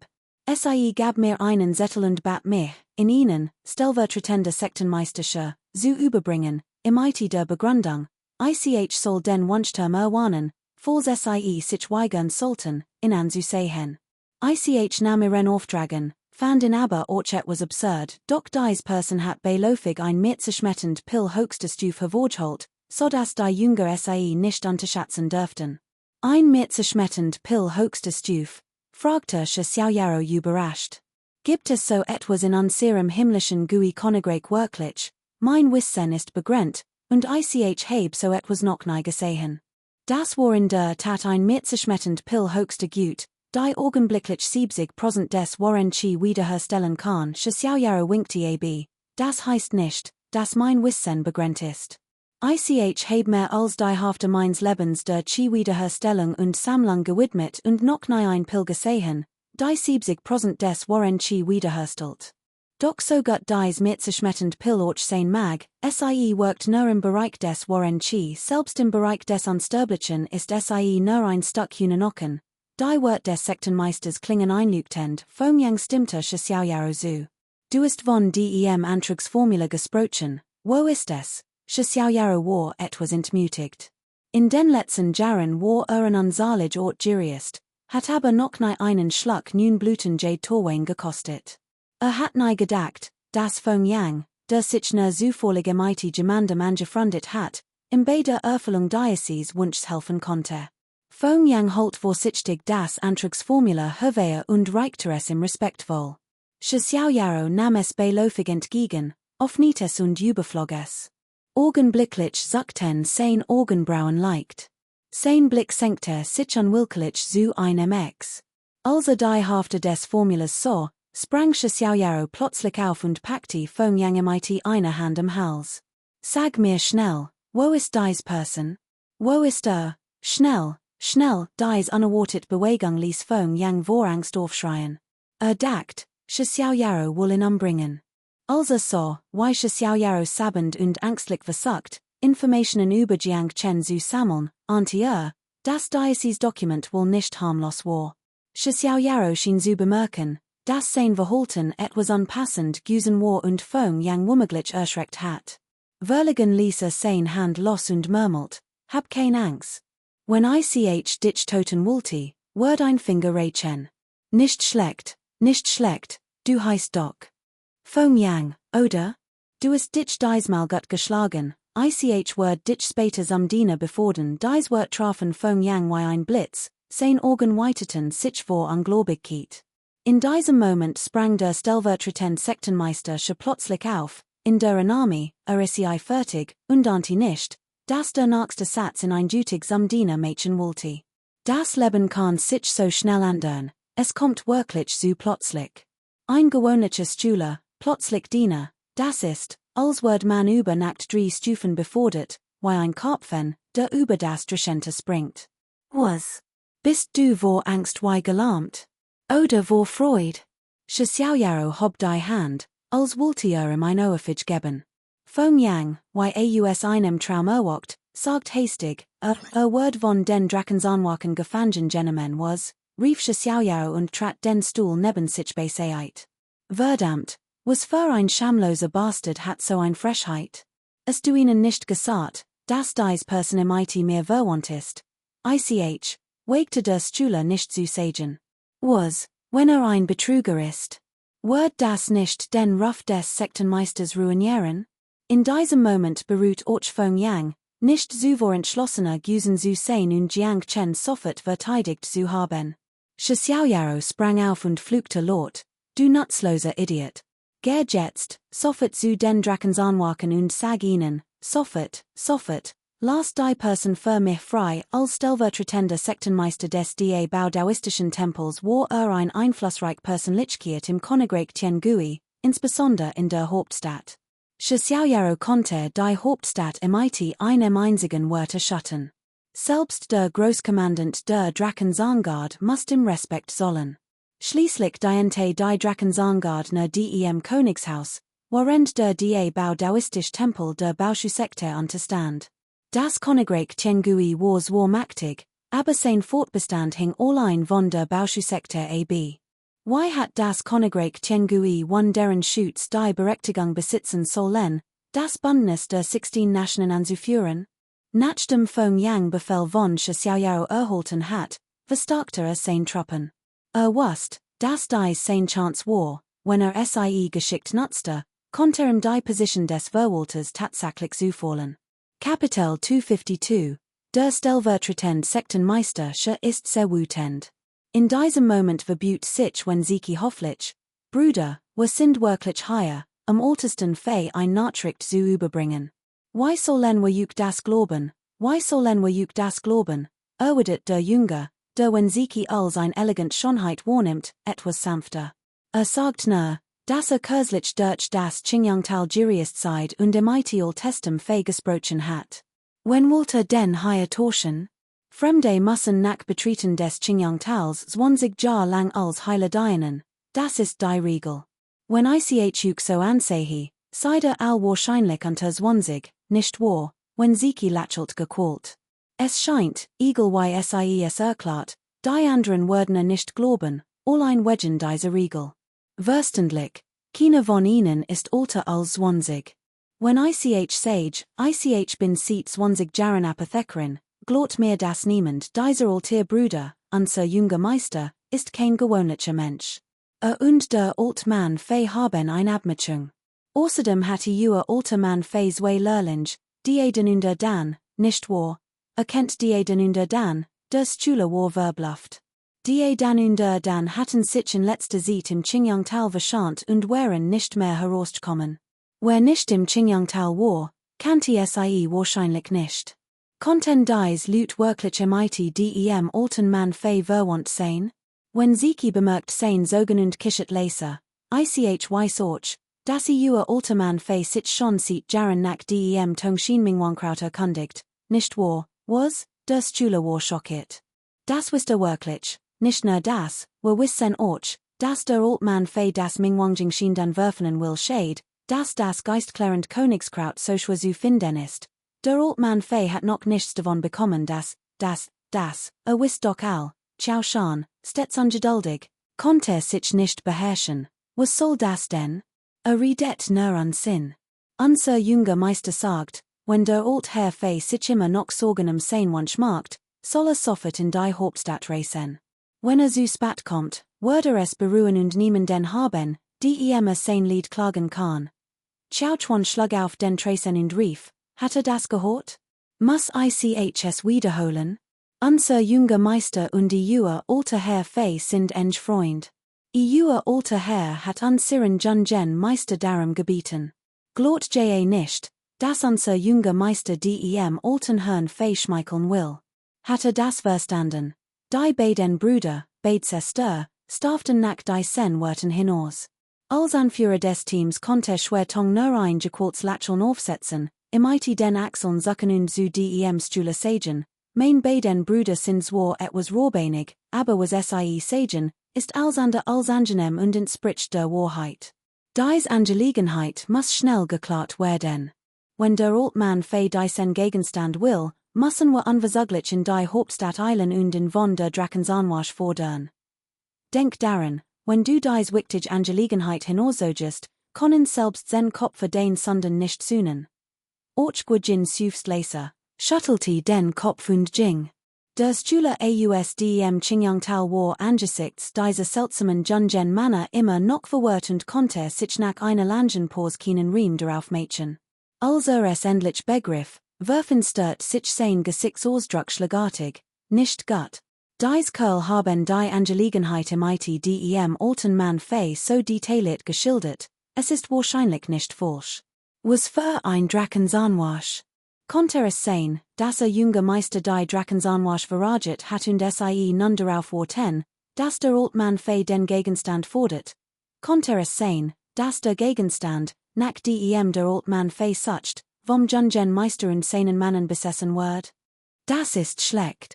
Aktiviert sofort die telepathische Communicationstechnik und leidet den alten Mann Fei schleunigst in die Hauptstadt ein, eines Schwors Gefängnis der Drakenzahnwasch. Der Oberbefehlshaber tobte, wagt es, so heuchlerisch zu sein, habe befohlen, diesen Benjel eines Schwors Gefängnis zu bringen, und gebt ihm stattdessen einen Bunker? Was soll das? Glotter etwa, der Oberbefehlshaber, lasse diesen Benjel im schwarzen Gefängnis Urlaub machen? Die Drakenzahnwachen wären allentsetzt, ihr Gesichter werden aschfall, und sie warfen sich zu Boden. Hauptmann Tien Hingen war kreidebleich, Oberbefehlshaber, redet nicht den heißen Brei. Das sind mein Soldaten, und Tien, hab ihnen diesen Befehl gegeben. Hauptmann Tien, der seinem Ruf, Felverhalten zu vertuschen, allere magte, übernahm nun die Verantwortung, was die Drakenzahnguard zutiefst dankbar stimmte. Tien Shao, was soll das heißen? Der Kommandant, bin doch nicht der Einzige, der die Soldaten unter ihrem Kommando befehligt, der Ton des Kommandanten wird kalt. Stellvertretender Kommandant, Tien, kann mich beim besten Willen nicht erinnern, jemals einen direkten Vorgesetzten YSIE unter meinen Untergebenen gehabt zu haben. Mein Kompaniechef ist Chiu, und mein Stellvertreter ist Chen. Weiß wirklich nicht, Stellvertretender Kommandant, welches Recht sie haben, mein Soldaten zu befehligen. Tien Shao's Tunfall war weder schnell noch langsam, weder arrogant noch unterwürfig, und ließ sich auch nicht von Chiu's Machtmissbrauch einschüchtern. Stattdessen brachte ein vernünftiges Gegenargument vor. Die Drakenzahnguard hat einen Großkommandanten, der den Großdrakenzahnorden innehat und die gesamte Drakenzahnguard leitet. Die Drakenzahnguard ist in seine Armeen unterteilt, mit einem Kommandanten und einem Stellvertreter. Jede Armee befehligt sen Bataillone mit je 1000 Mann. Setzte einen Kompaniechef und zwei Stellvertreter ein.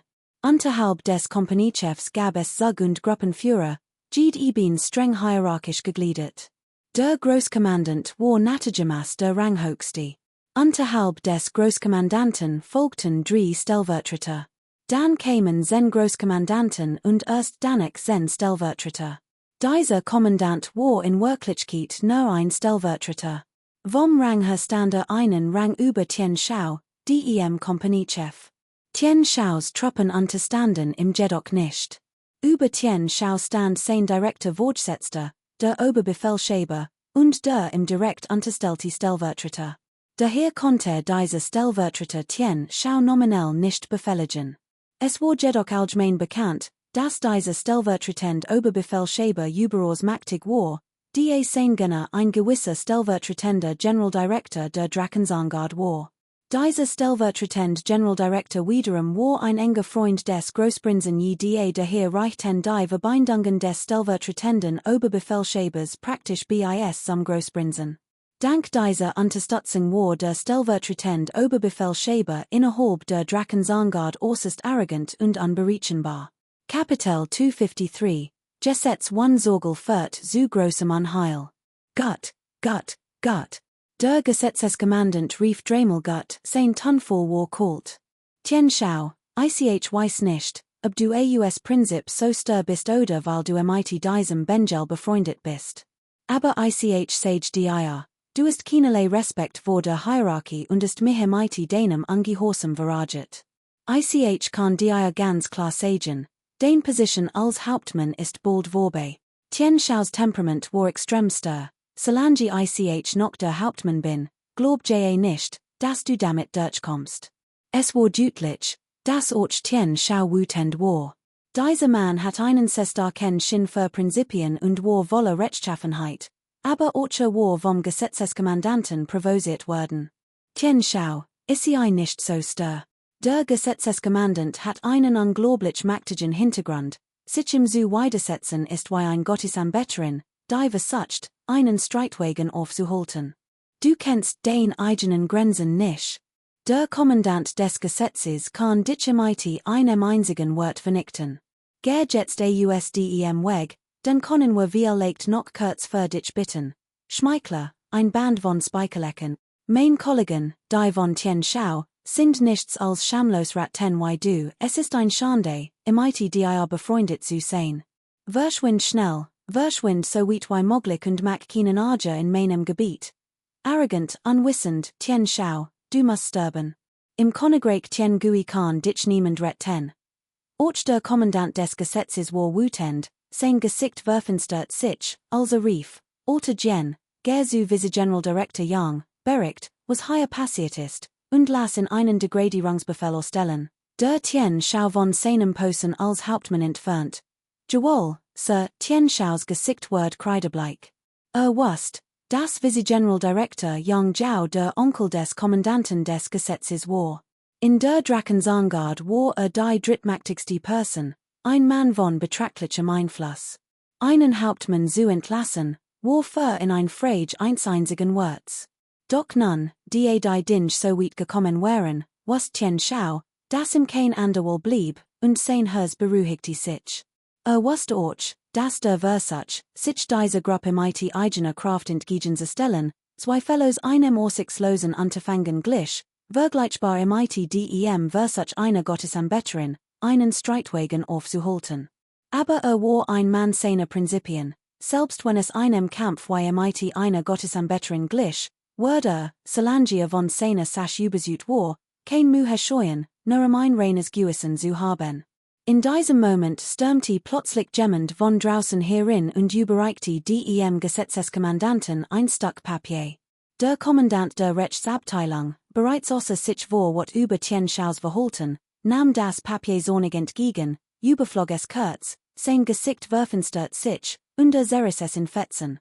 Oberster Tien Lan Nan Gong, welches Recht haben sie, die Mittelungen der Drakensangwasch in Frage zu stellen, gehen sie zu den Wachen und sagen sie ihnen, dass Jiang Chen ein Schwerverbrecher der Drakensangwasch ist, und niemand wird sich für sein Freilassung einsetzen können, der Kommandant hob die Augenbrauen und warf Jiang Chen in der Zell einen spottischen Blick zu. Young, du bist so arrogant. Du hast also etwas im der Ältesten des südlichen Palasts von Qianlan zu tun? Kein Wunder, dass du so stolz bist. Ich kann dir jedoch ganz klar sagen, selbst wenn Ältester Ning persönlich den Freilassung fordert, kann dich vergessen. Young, gib deinen Gedanken auf, kaum hat ausgeredet, alte ein Untergebener herbei, in Begleitung von jemandem, es war Feng Yang. Wer bist du? Der Kommandant des Gesetzes so Feng Yang und runzelt ernüt die Stirn.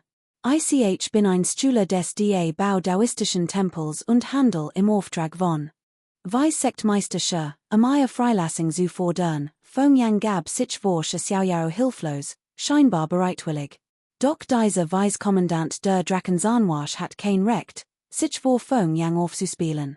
Schließlich unterstand als Schüler des Wielschatz-daoistischen Tempels keine politischen Behörde, sondern war lediglich dem Wielschatz-daoistischen Tempel unterstellt.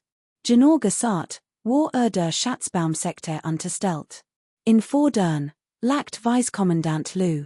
Ist die Untersuchung der Drakensangwasch ein Witz? Glauben sie können in einfach so fordern, wann immer sie wollen, Feng Yang war darüber verraget und erwidert ruhig, wollen sie damit sagen, dass mein Vice-Sektmeister nutzlos ist, shirt hier keinen Zwietracht. Geht zurück und sagt ihrem Stellvertreter, dass Jiang Chen ein Schwerverbrecher ist, der in Angelegenheiten der nationalen Sicherheit verwickelt ist. Ich hoffe, verstet das Stellvertreter Lu wagte es nicht, Xiaoyao also hart anzusprechen. Diocese Alt Monster ist noch fürchterregender als Ältester Ning, Stellvertreter Lu, redet nicht so reißerisch. Ich, Fong, habe mit eigenen Augen gesehen, wie Jiang Chen den Jünger des Qianlan Nordpalasts getötet hat.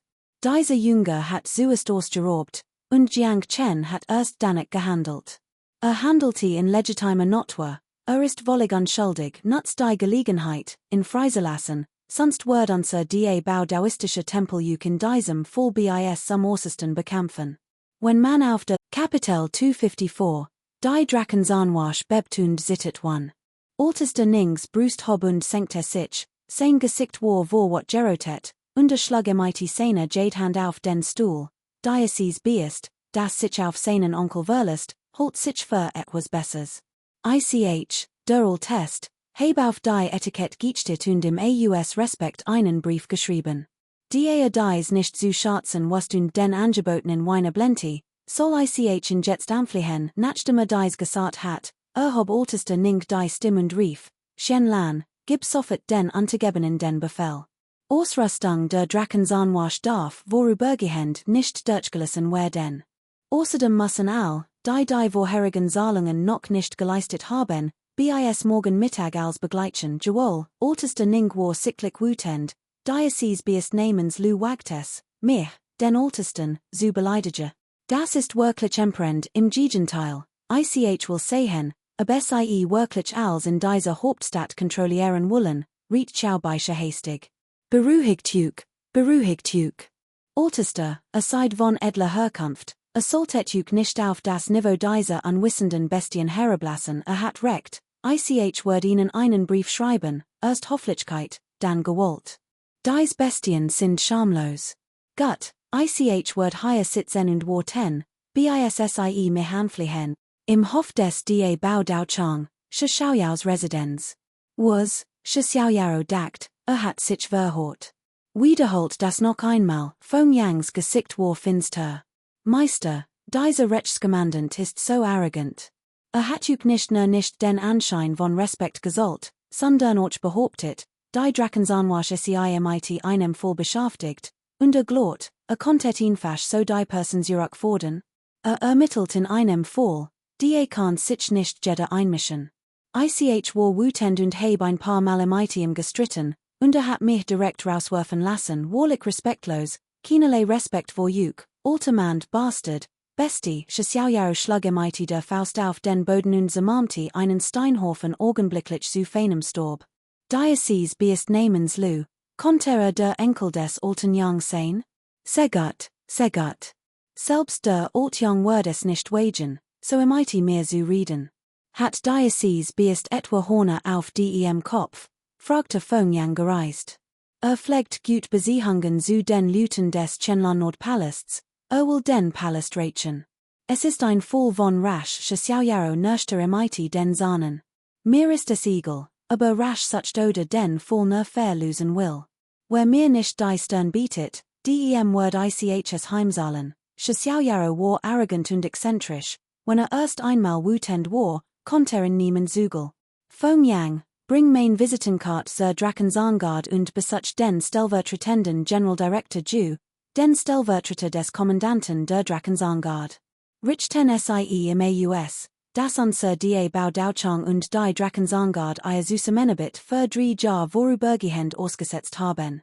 Sie haben unsere gesamten Angelegenheiten anvertraut, und wir werden ihnen alles zurückgeben. Die Drakenzahngard unterholt eine Armee von 1 Million Mann, was enorm Kosten verursacht. Die Königlischen Besuchermöglichen war ein schlagkraftige Armee, doch ist es für jedes Mitglied der Drakenzahngard schwierig, reich zu werden. Die Drakenzahngard hat jedoch auch ihre eigenen Einnahmequellen. Wenn die Drakenzahngard Falle lost, müssen die gesamten Einnahmen nicht in die Staatsgas abgeführt werden. Stattdessen werden sie dem da Baudaoistischen Tempel anvertraut und dort verkauft oder versteigert. Diese Einnahmen sind sogar höher als die königlichen Gelder und dienen als offiziell Ressource und Privatkasse der Drakenzahngard. Sollte Diocese geschäft eingestellt werden, where die gesamte Drakenzahngard, vom Oberhaupt bis zum einfachen Mitglied, auf die königlichen Besuch angewiesen und konnte nicht mehr in den Genuss dieser privaten Kasse kommen. Die Vorteil dieser privaten Schatzkammer sind innerhalb der Drachensanguard praktisch ein ungeschriebenes Gesetz. Word dies Schatzkammer versiegen, where es verwunderlich, wenn das gesamte System der Drachensanguard nicht eines Chaos stürzte. Man muss sagen, dass Schaujaus Taktiken rücksichtsloser und gerissener sind als die von altem Ning. Während altester Ning noch Handlungsspielraum last, ist Xiaoyao, sobald handelt, wie ein Chaosdämmernden König, der selbst größt Katastrophen herbeiführen kann.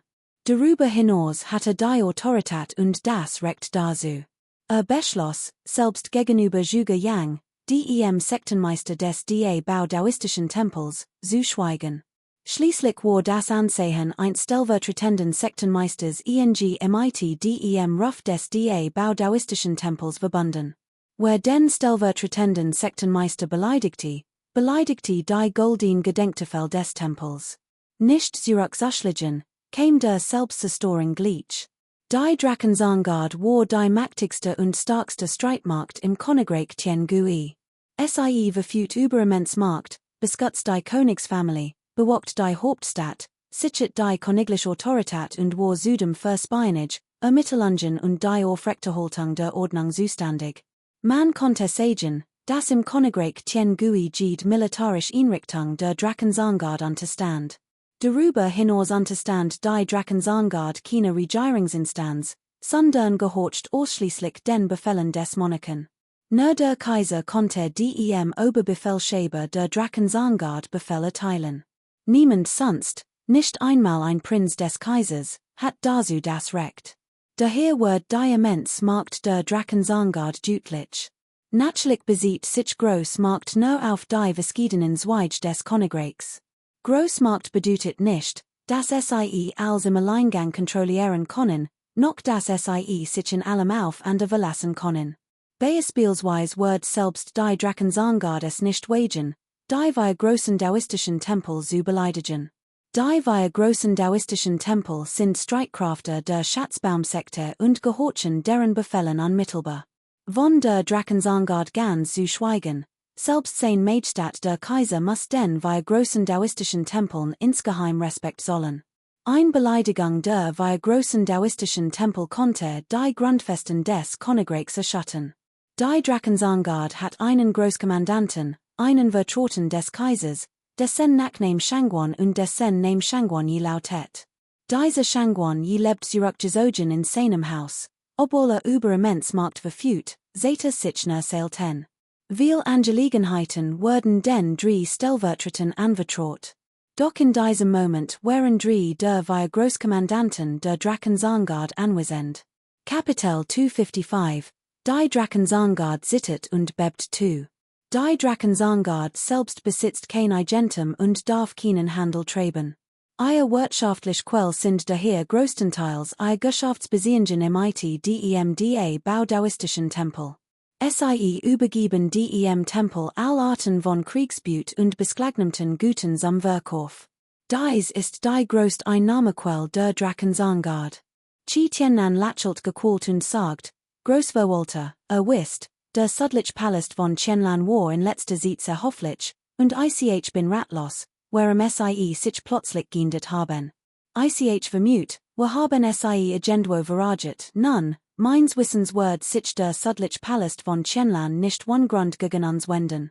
Alter Qi, konnte mit altem Ning darüber sprechen, wenn wir tatsächlich in irgendeiner Weise verraget haben, sollten wir uns entschuldigen, es besteht kein Grund für einen arroganten Streit.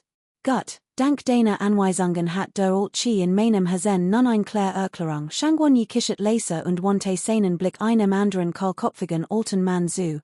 Obersteward Chu, seht nicht gut ist etwas passiert? Dieser kahlkopfige alt Mann hat einen noch höheren Status als Qi Tiannan. War Chu Kue, der Stellvertreter des Oberstewards der Drachensanguard und Durgenage, dessen Macht der von Obersteward Shangguan Yi am nächsten kam. Shangguan Yis Anrede ließ darauf schließen, dass Chu Kue eindeutig der zweite Vorname der alten Drachensanguard war, und selbst Shangguan Yi hegte einen gewissen Respekt vor ihm. Obersteward. Theoretisch hat der Alt Chu, nicht zu kommen sollen, mich zu beschweren. Aber dies Angelegenheit ist wirklich so plötzlich und so ernst. Ich hat kein ander Wall, als MIT über gegen Maßnahmen zu sprechen, kaum hat zu kue den Mund Jeffnet, beginner sich zu beschweren. Oh, was ist los? Fragte Shangguan Yi leicht überrascht. Ich habe soeben ein Visitenkarte vom Da Bau Daoisten Tempel erhalten. Ein Stühle teilte mir MIT, dass von Weissektmeistersche geschickt wird, mir mitzuteilen, dass die Geschäftspartnerschaft des Da Bau Daoisten Tempels MIT ans für 3 Jahre ausgesetzt wird. All uns anvertrauten Geschäft werden an uns zurückgegeben. Das ist wirklich bizarr. Der Da Bau Daoisten Tempel ist immer nur aufs Geld aus unser Geschäft ist so umfangreich, und es nehmen nur 10% der Miete? Ist das nicht viel zu wenig? Es geht hier nicht ums Geld, sagt Shangguan Yi, der Großverwalter, MIT scharfem Verstand und hob die Augenbrauen. Das ist sehr seltsam. Die Qianlan Nangong und der Da Bau Daoisten Tempel haben immer sehr gern MIT an Zusammen gebetet.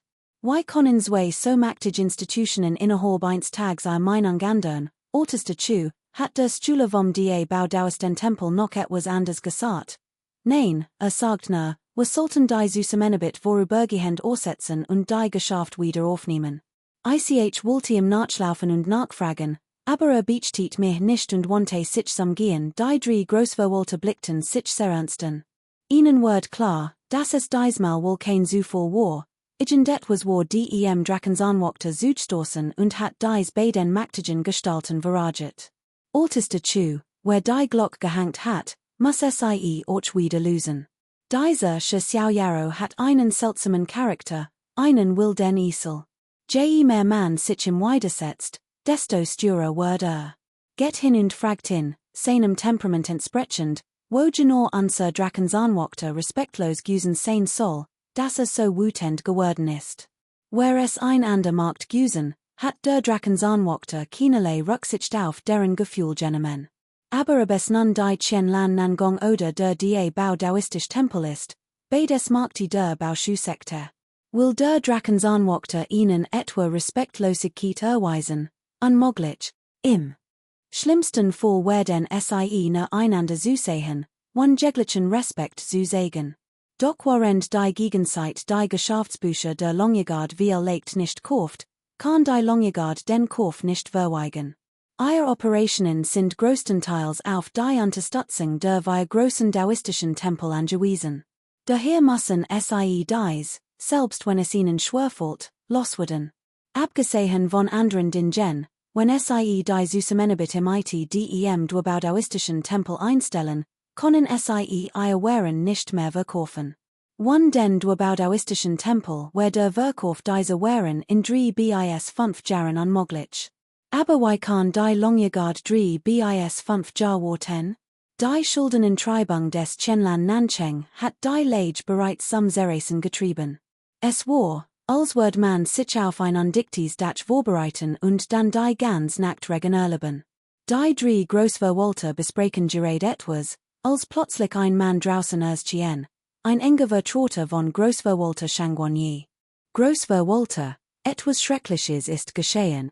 Wohin stürmte der Altmann Fei ausdem Qingyangtal wütend brandt in die Villa. Ich hielt ihn auf und sagt, sieht in einer Besprechung, und bat ihn zu warten. Unerwarteterweise sagt der Altmann Fei kein Wort und behandelte mich eiskalt. Sagt, hattet ihm die Herstellung des Wang Yu den anvertraut und mir befohlen, jemanden MIT mehr Geschick zu finden. Außerdem sind all unsere gemeinsamen medizinischen Kooperationen MIT dem Palast von Qingyang abgesagt.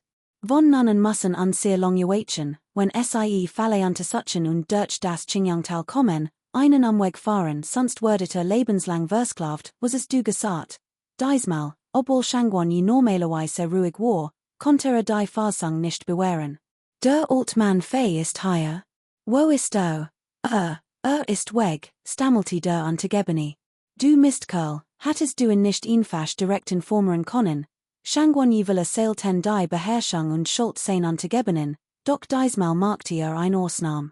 Ich hat doch gesagt, würden informieren, aber hat mir keine Gelegenheit dazu gegeben. Hat uns MIT einem schwulharter Wort überschattet, unsere Longjagern als undankbar und veritärisch beschimpft und sogar gesagt, Holt den Mund sichte Shangwonyienen. Ger du zuest runter. Angesichts der angespannten Atmosphäre wegte der Untergebene nicht zu Sogen und Verschwandeilig. Die Uranus prasselten wie ein Hagel schwerer Schlag auf die Longyearbyen nieder. In Shangwonyis scharfsinnigen Organ erschien nun ein ernster Ausdruck. Mein Herren, Kapitel 256, hangt als mit Jiang Chen zusammen? 1. Ein nei Dagawizin Geffer lag über den Drakensarnwaken. Die sowohl der Stellvertretend Oberverwalter zu als auch der Stellvertretend Oberverwalter chi etwas sagen wollten, aber sogeten, winkte Shangwonyi Saab, sagen wir vorerst nichts. Es ist geschehen, und es muss einen Grund dafür geben. Wir können nur die Krankheit mit dem richtigen Mittel behandeln und uns schamlos nach dem Grund erkundigen. Genau, selbst wenn wir dabei sterben, müssen wir die Wahrheit erfahren. Das ist der einzige Weg, Shangwonyi nickte, ich habe ein Gutsverhältnis zu Altem Fei, also wird ich in selbst aufsuchen. Altester Chi, ger zu Altem Ning. Denk daran, nicht übermäßig unterwürfig zu sein, aber auch nicht überheblich. Muss zumindest den Grund genau kennen. Wenn wir uns irren, werden wir die Konsequenzen tragen. Wenn wir uns nicht irren, müssen wir nicht als daran setzen, einen Kompromiss zu finden, die Gesamtsituation zu retten, ist nun alles klar? Nachdem das gesagt hat, richtet Shangwonyi seinen Blick auf den Stellvertretenden Oberverwalter zu. Alter Chu, Xiaoyao hat ein seltsames Temperament, seien sei vorsichtig. Chu Kue nickte und sagt, ich bin alt, ich lasse mich nicht auf sein Niveau herab. Wenn es die should unsere Longyearwash ist, tragen wir die Verantwortung. Wenn sich gegen uns verbunden wollen, ist unsere Longyearwash kein likes Opfer, gut, wir sollten kein Zeit verlieren, lasst uns aufteilen und aufbrechen, befahl Shangwonyi. Chi Tiannan stand fast einhalb Stunde am Eingang des Hofs von Altem Ning, als schreit von drinnen zu hören wären, Stellvertretender Oberverwalter Chi, entschuldigen die Wortzeit. Unser Altest schlief eben noch tief und fest, und niemand wagte es, zu storen. Jetzt, die wach ist, hat gehört, dass Stellvertretender Oberverwalter Chi fast einhalb Stunde draußen gewartet hat, und ist sehr besorgt und schimpft heftig mit uns hierin. Obwohl Chao Baisha Altesten Nings Wunsch hüt noch nicht erfüllt hat, betrachtet Altesten Ning in bereits als seinen fähigsten Assistenten. Chi Tiannan warf Chao Baisha einen Blick zu. Obwohl ihn nicht kannte und ihn scheinbar noch nie zuvor gesehen hat, kommten das nicht mehr. Manager Chi, die Lieutenanten sind inkompetent und haben warten lassen, Altesten Ning hingegen war sehr hoffentlich, workte gerade erst erwacht, sein Stimm noch etwas verschlafen. Was redest du da? Altest Ning ist ein Frau im Schlaf, Altester Chi, wird es nicht wagen, ihren friedlichen Schlaf zu storen, hihi, Manager Chi ist immer noch so rücksichtsvoll. Altester Nings schlank, Weißhand faschelt sich mit dem Seidenfaker Luft zu, lächelt und sagt, Altester Ning, Altester Chi, komme auch nicht in den Tempel, es ist denn, es gibt einen Grund wage zu fragen, heb der Alt Chi, die Chenlan Nancheng in deiner Weise beleidigt? Wieso sollten das behaupten? Fragte Altest Ning mit gespielter Unschuld und weiteten die Augen. Geschäftsführer Chi und sind seit Jahren befreundet, Verhalten und der Charakter wären mir stets ein Vorbild das, sagt Chi Tiannan etwas verraget. Aber wir brochen dies wären wirklich stringent. Und wir haben noch Schulden, wir müssen als morgen bezahlen, wirklich, Altest Ning schüttelte den Kopf, in dieser Angelegenheit kann ihnen leider nicht helfen. Chi Tiannan bemerkt Altest Nings plötzlichen Sinneswandel und Verstand, dass die Alt Dame wohl verraget hat. Altest Ning, wissen, wie ich bin. Geben mir ein klärend Wort, heb ich jemanden beleidigt? Wenn bin ich bereit, die Straf zu akzeptieren. Selbst wenn der Deal nicht zustand kommt, bleibt mir doch ein Gefühl der Gerechtigkeit Altester Chi, heb Altesten Ning stets sehr bewundert, musst du das wirklich erklären, fragte Altester Ning gleichgültig. Bitte, Altester Ju, erklär es mir genau. Oberster Verwalter Chi, du hattest eben recht, geschafft sollten nicht one Recht und Ordnung ablaufen. Mir ist jedoch aufgefallen, Das es deinen Drakensarnwaken und Recht und Ordnung überhaupt nicht mangelt. Ein Freund von mir wird auf der Straße ausgeraubt, und als Vergeltung totete den Räuber versehentlich. Den Drakensarnwaken spurten in one Rücksicht auf Recht und Unrecht eines Schwors Gefängnis. Ich schrieb einen Brief, in dem ich sein Freilassung forderte, doch dieser Word nicht nur zerrissen, sondern man demütigt mich auch noch mit der Begründung, die Drakensarnwaken werden Falle lösen, und ich, ein einfacher Ältester des Chenlan Nancheng, hat kein Recht, Nachverschungen anzustellen Ältester Nings Sohn wuchs, also sprach, ich frage mich, ist das die Art, why your Drakensarnwaken Falle lösen? Selbstverteidigung wird von Juk zu einem Mordfall erklärt, und spurt in eines Schwors Gefängnis. Gut, ich heb jegliches Gefühl für Recht und Unrecht bei Juk verloren, und nicht zu flehen, ist sinnlos, regelt es einfach, ich kann die Sache übersehen. Kommt mir nicht mit Bettelgeleien, Drakensarnwaken. Höchstens gehen wir von nunnen getrennte Wedge, was, Chitienan Villa die Farsang, sein Organ weiteten sich. So etwas ist passiert, Ciao Beischer goss all eines Fewer, konnten an sehr ältesten Juk etwa grundlos vorschlicherweise beskuldigen? Dieser Kerl namens Lou hat nicht nur den Brief zerrissen, sondern auch die ältesten beleidigt. General Director Chi, wenn es ein Stühler des Chenlan Sudpalasts gewesen wär und so rücksichtslos gehandelt hat, wurde dann beruhigt gewesen, Lou Wuji. Plötzlich erinnert sich Chi Tiannanen Gemanden, und im Word etwas klar. Lou Wuji war ein Mann, der sich jeder Autorität widersetzt. Where so etwas jemand anderem passiert, hat Chi Tiannan viel leicht Zweifel gehabt. Aber die es Lou Wuji betraf, glaubte es sofort zu 7 oder 8 von Zen. Lou Wuji, der sich auf die Position seines Onkels als stellvertretender Kommandant der Drakensarngard stutzte, war innerhalb der Guard für seine Arroganz und ungebärdiges Verhalten berüchtigt.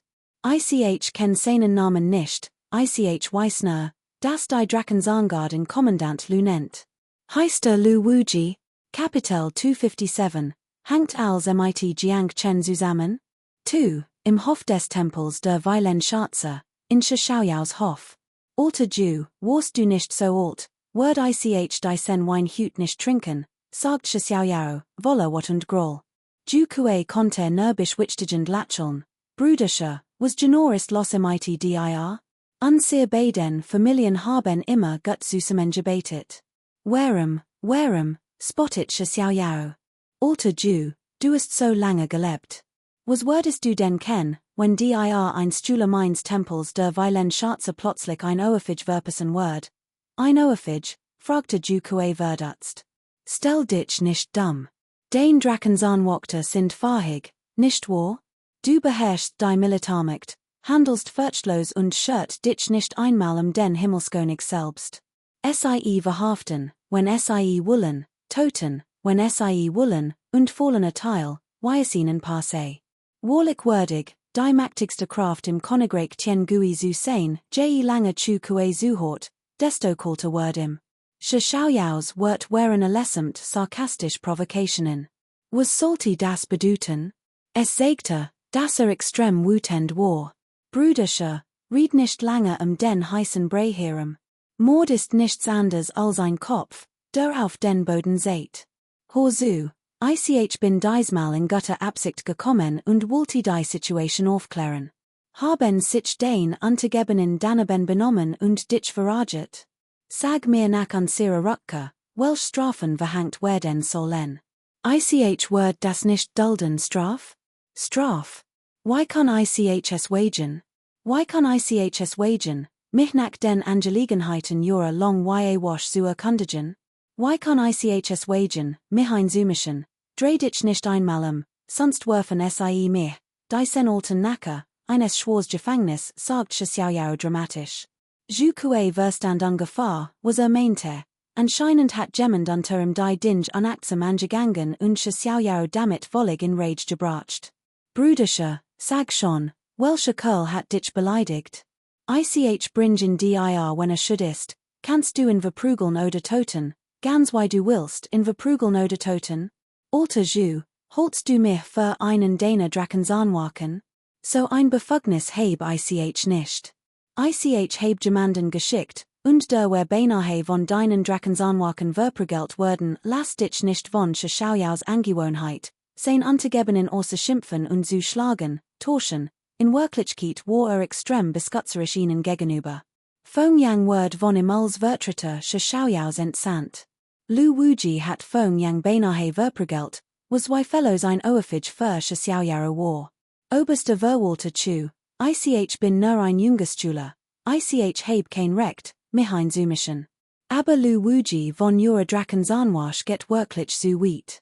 Lost Falle one Beweis und versucht, notwer in Mord am Süden. Ich war sage, habe ausgesagt, und der Sektenmeister hat mich beauftragt, im Main Ossage zu erklären, und beinahe hat mich verprügelt emport fu Yang fort, wollte mich verprügeln? Ich bin nur ein einfacher Stühler, also lasse ich es gut sein. Aber redet Unsinn und behauptet, die Mittelungen der Drakensarnwasch seien nichts, was Gengemand angehen darf. Heißt das nicht einmal mein Sektenmeister MIT im diskutieren darf? Hat einen just desertem bearbeitet, in den ein Freund des Sektenmeisters verwickelt war, hat nicht wenigstens Nachforschungen anstellen können? Chu Kuei begriff endlich den entscheidenden Punkt. Lu Wuji. Bei diesen drei Wörtern war innerlich mehr als übersüht.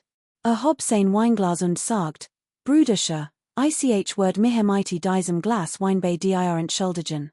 Ich word sofort zurückkehren, die Sache zu untersuchen.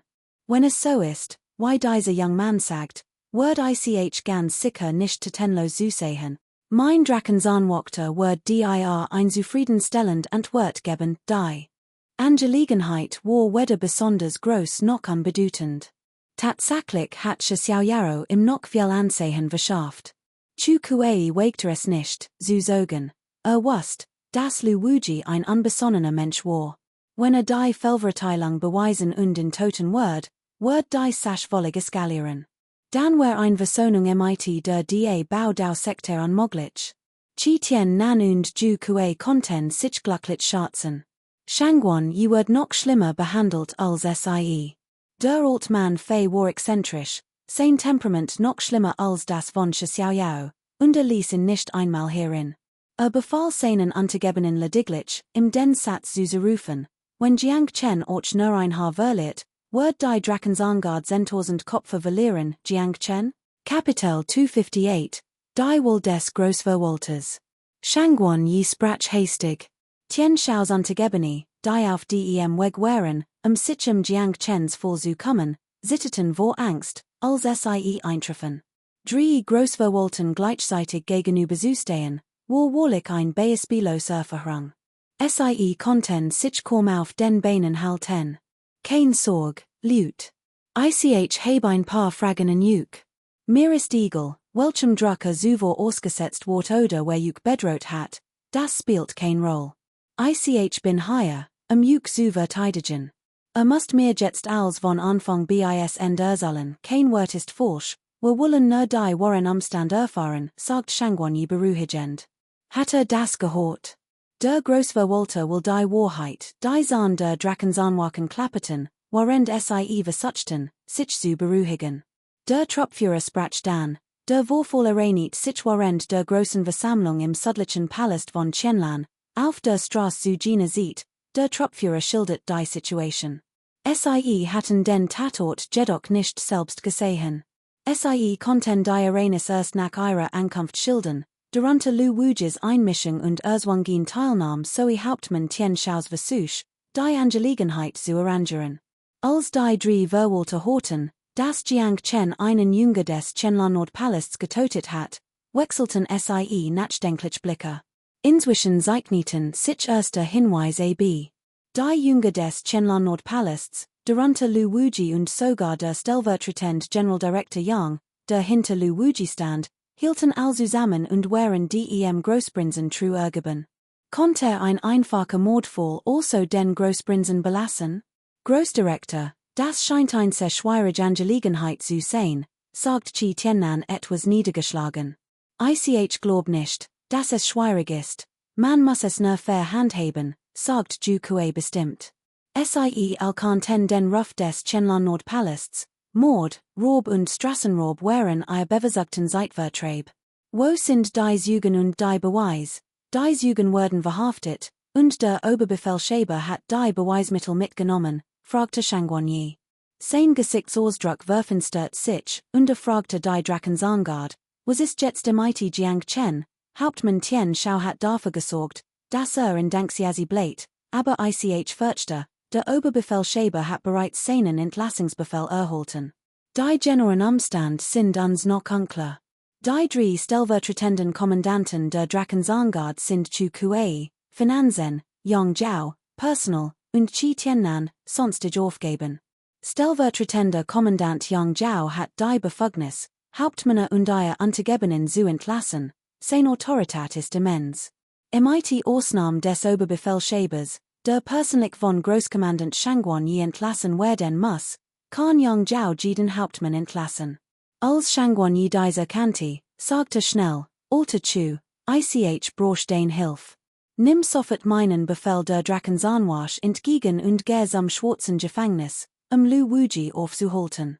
Es ist absolut notwendig, Jiang Chen zu schützen, wenn gesetzloser Loris wagt, sein Markt zu sägen und mit Gewalt durch zugreifen, werden niemand, egal wer nicht flett, aufhalten. Chu Kuei bestätigt den Befehl. Alter Chi, für die Männer und bring den wichtigen Zeugen heraus. Wenn dich jemand aufhalten will, unterdrücken. Dem Zeugen darf absolut kein Lied zugefügt werden. Ein scheinbar einfacher Vorfall, doch betrifft die wie großen daoistischen Tempel und ist völlig verwickelt. Betrifft sogar den Machtkampf der Prinzen, Shangguanyi wagte es nicht, ihn zu unterschätzen. Egal, auf welcher Seite stand, wird die andere veragen. Was jetzt tun konnten, war, den Fall fair zu lösen und die Wahrheit ans Licht zu bringen. Nur so konnten der Gerechtigkeit genügend tun und Kritik vermeiden. Doch angesichts all der Reaktionen vermutet Shangguanyi tatsächlich, dass die Jünger des Qianlan Nordpalasts mit ihrem Raubversuch wohl recht gehabt hatten. Im schwarzen Gefängnis saß Lu Wuji mit übereinandergeschlagenen Beinen die, seine Haltung äußerst entspannt, wie ein Jäger, der mit seiner Beute spielt und Diocese pervers Gefühl geniest. Tian Shao saß derweil ebenfalls mit übereinandergeschlagenen Beinen die und bewacht die an der Seite des Gefängnisses. Obwohl Lu Wuji arrogant war, wusste im Grund, dass vor Erhalt seines Entlassungsbefehls keinesfalls Gewalt anwenden dürfte. Würde Tian Shao mit Gewalt gefangen nehmen, würde ein Grenz überschreiten. Selbst wenn Tian Shao die Sache aus der Welt schaffen wird, wär es wohl nicht einfach, die Angelegenheit aufzurollen. Seine Beteiligung an diesem Fall war ohnehin schon ein Verstoß. Hat es nicht eilig, im Gegenteil, jenes Diocese-Gefühl. War wie jemand, der ein Überredensschwert erlangt hat, während Tian Shao und Jiang Chen wie Lamme wirkten, die auf ihre Schlachtung warteten. Doch die beiden waren storisch und hatten bis zu diesem Augenblick keinen einzigen Lot von sich gegeben. Das missfiel ihm. Deshalb stickelte immer wieder gegen Jiang Chen, ich heb gehört, du hast mehrere Frauen unter deinem Befehl. Nach deinem Tod wird ich mehem SIE kommen. Ich heb gehört, du hast auch einig untergebene. Kapitel 259, Gesetz one Sorgel nicht nieder. 1. Gesetz one Sorgel jubelt und hielt es in der Hand, Tian Shao, offne den Handaugen und sei klar, der Befehl ist hiermit widerrufen. Von nun bist du nicht lange der Hauptmann der Drakensangard. Gib deinen Hauptmannsrang auf, lege den Uniform der Drakensangard ab und ergib dich. Tian Shao blickte zum Himmel auf und stieß einen langen Schrei aus. Himmel, warum bist du so ungerecht und erlaubst diesem verabscheuungswürdigen Menschen, sich zu brüssen? Ich, Tian Shao, bin ein Mann von unerschütterlicher Integrität, und doch wird ich hüt von diesem verabscheuungswürdigen Menschen gedemütigt. Jiang Chen hingegen riet ruhig, Hauptmann Tian, der Weg des Himmels ist klar, Sieg und Niederlage werden nicht durch einen einzigen Augenblick entschieden kommen, wir werden gemeinsam verrücken und uns zurückziehen. Tatsächlich kann Diocese Schwars Gefängnis Jiang Chen überhaupt nicht aufhalten. Mit seinem aktuellen Kultivierungsniveau hat Jiang Chen selbst gegen Liu Chan, einen Experten der ersten Stufe des Unsterblichen Reichs, noch Chancen. Dies Drakensarnwächter sind zwar wild und unerbittlich, befinden sich aber letztlich nur im Warren chi Reich. Wurde sich gegen sie wenden, hat ein 80% Eige Chance, den Ring zu durchbrechen. Lu Wuji spottet wiederholt. Willst du immer noch die Rolle des zappelnden, sich windenden Tiers spielen? Jiang Chen, weißt du, was ich am meisten Genius? Ich sehe meine Butte beim Zappeln zu Jiang Chen lacht herzlich. Lu Wuji, ob es ein Zappeln unter Quellen ist oder nicht, die bin ich mir nicht ganz sicher. Aber eins ist gewiss, Jiang Chen, wird definitiv nicht vor dir sterben. Unsinn. Lu Wuji lacht wütend und rief dann plötzlich, verbrecher Jiang Chen, der zu fliehen versucht, totet in Nedenlos. Lu Wuji war ein skrupelloser Mann, wollte Jiang Chen tot sehen, noch bevor der Prozess überhaupt begonnen hat. Jetzt, die Jiang Chen tot sehen wollte, war die Flucht natürlich die best Ausrede. Einen entflohenen Gefangenen zu toten, war völlig legitim und einwandfrei. Lu Wuji kannte solche Dinge und verspürt keinerlei psychisch Belastung. Toten. Lu Wuji führte die Drachen anwachenen, die wie Tiger und Wolf vorstürmten. Halt! In diesem kritischen Moment ertönte draußen vor dem schwarzen Gefängnis ein wütendes Gebrüll. Stopp! Verdammten Bastard, wollte sterben. Die Stimme holte wie Donner im schwarzen Gefängnis weiter, ließ die Trommelfell der Drachens anwachen erzittern und ließ Himmel und Erde erbeben. Sie konnten sich kaum noch auf den Beinen halten, ihr Fuß schwankten, und ihr Waffen waren ihnen beinahe aus den Händen gefallen. Im nächsten Moment führte der Stellvertreter des Kommandanten der Drachensangard, Chu Kuei, ein groß Anzahl Elittruppen und stürmte aggressiv vorwärts. Die sah, dass es kein Blutbad gab, beruhigte sich Chu Kuei augenblicklich. Glück gehabt, kein große Katastrophe eingetreten. Als war noch zu retten, Lu Wuji war leicht überrascht, als Chu Kueis morderischen Blick sah, Stellvertreter Chu, was Mädchen sie hier. Chu Kuei, nun voller Hass, wollte nicht sehnlicher, als Lu Wuji zu toten. One in Orch nur eins Blick zu würdigen, brüllte all Waffen nieder, andernfalls würden sie als Verita der Drachensangard gelten. Chu Kuei, einer der vier Großkommandanten der Drachensangard und erster Stellvertreter, kommt sich jedoch nur die Finanzen und erkundigt sich selten nach den wichtigen Angelegenheiten der Drachensangard, was bedeutet, dass innerhalb der Guard nicht viel Ansehen genießt. Als Lu Wuji den Befehl erhielt, wechselt die gesamte Gruppe unter seiner Führung Blicke und sah in gleichzeitigen. Sie onten nicht, dass dies Handlung Chu Kueis Stolz zutiefst verletzen wird. War der Stellvertreter des Kommandanten der Drachensangard, und dennoch hat niemand sofort seinem Befehl Folge geleistet. Offenbar hat der Tiger so lange gelot, selbst dies Drachensangwachen Männer nicht ernst und behandelten in wie ein kranke Kat. Lu Wuji fragte erstaunt, Stellvertretender General Director Chu, was genau hat diesen Aufruhr verursacht. Lu Wuji hat Jiang Chen und sein Gruppe hier stundenlang geirrt, das Schwarz Gefängnis zu verlassen. Wie sollte also wissen, was draußen vor sich ging. Außerdem war der Sohn des südlichen Palasts von Qianlan, des Dwebaut aus den Tempels und des Qingyangtals erlessemt im Geheimen durch Verbindungen und ein großes Aufsehen inszeniert worden, so dass Lu Wuji keinerlei Informationen erhalten hat. Dass Lu Wuji nicht nachfragte, war durchaus gut so. In Chu Kueis Augen war dies das Großvergehen. Der Großdrachensanorden ist hier, wer nicht niederknien soll, totet one neid. Diesmal hat Chu Kuei die offizielle Elite der Drachensangard mitgebracht, noch mächtiger und schlagkraftiger als die Truppen, die Lu Wuji mitgebracht hat. Beim Anblick des großen Drachensannordens waren alle gelähmt. Lu Wuji erstarrt augenblicklich. Hinter ihm holte ein chaotisches Klirren weiter, und die gesamte Gruppe, die Lu Wuji mitgebracht hat, warf sich zu Boden. Der Anblick des großen Drachensannordens war, als sie der Großkommandant persönlich erschienen. In der Drachensangard war der Großkommandant wie der Himmel. Der Großkommandant hat überleben und Tod jedes einzelnen Mitglieds der Drachensangard das Segen.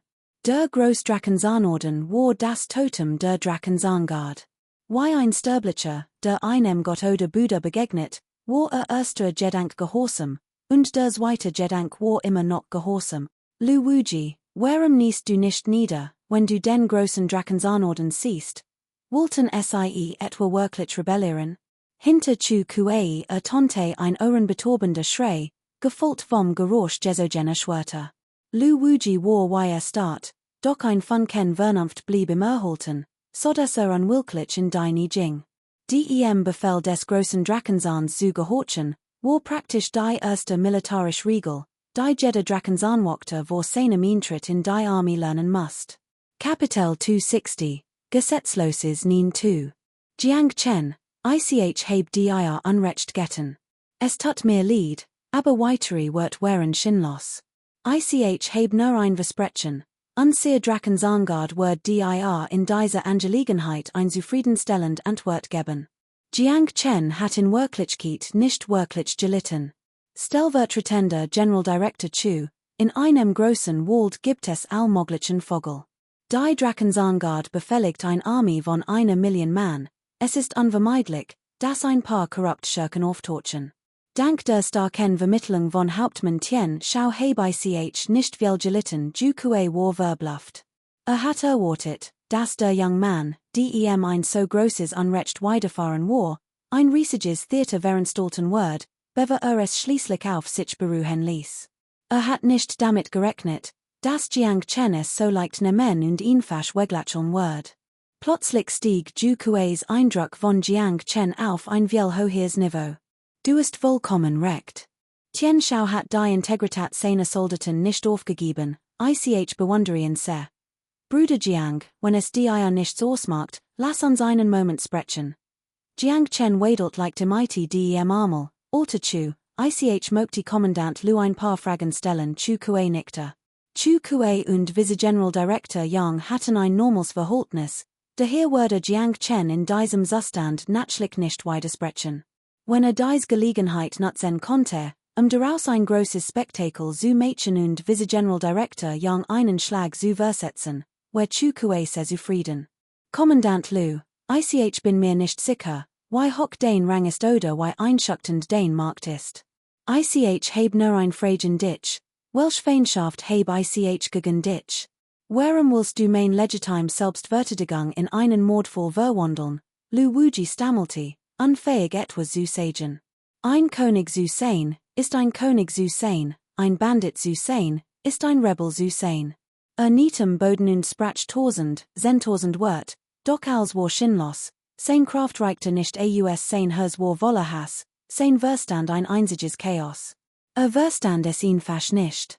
War Jiang Chen nicht nur ein Fremder?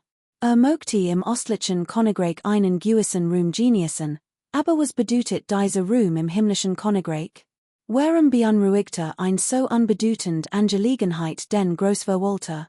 Dieser Jiang Chen war nichts weiter als ein unbedeutendes Insekt aus dem östlichen Königreich.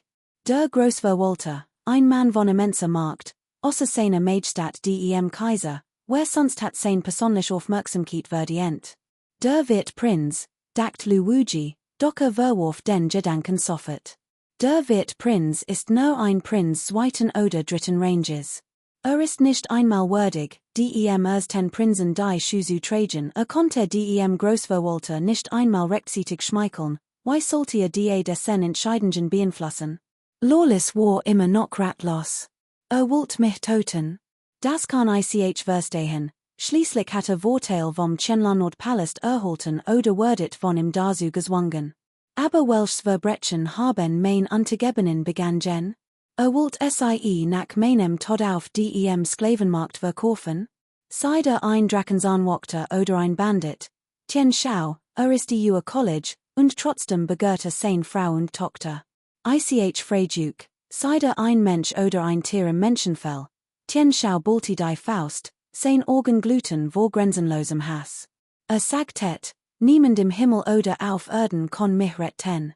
Sagtet, ich wird dieses schwores Gefängnis nicht lebend verlassen. Und jetzt kann ich sofort gehen, nicht higher wie ein Hund.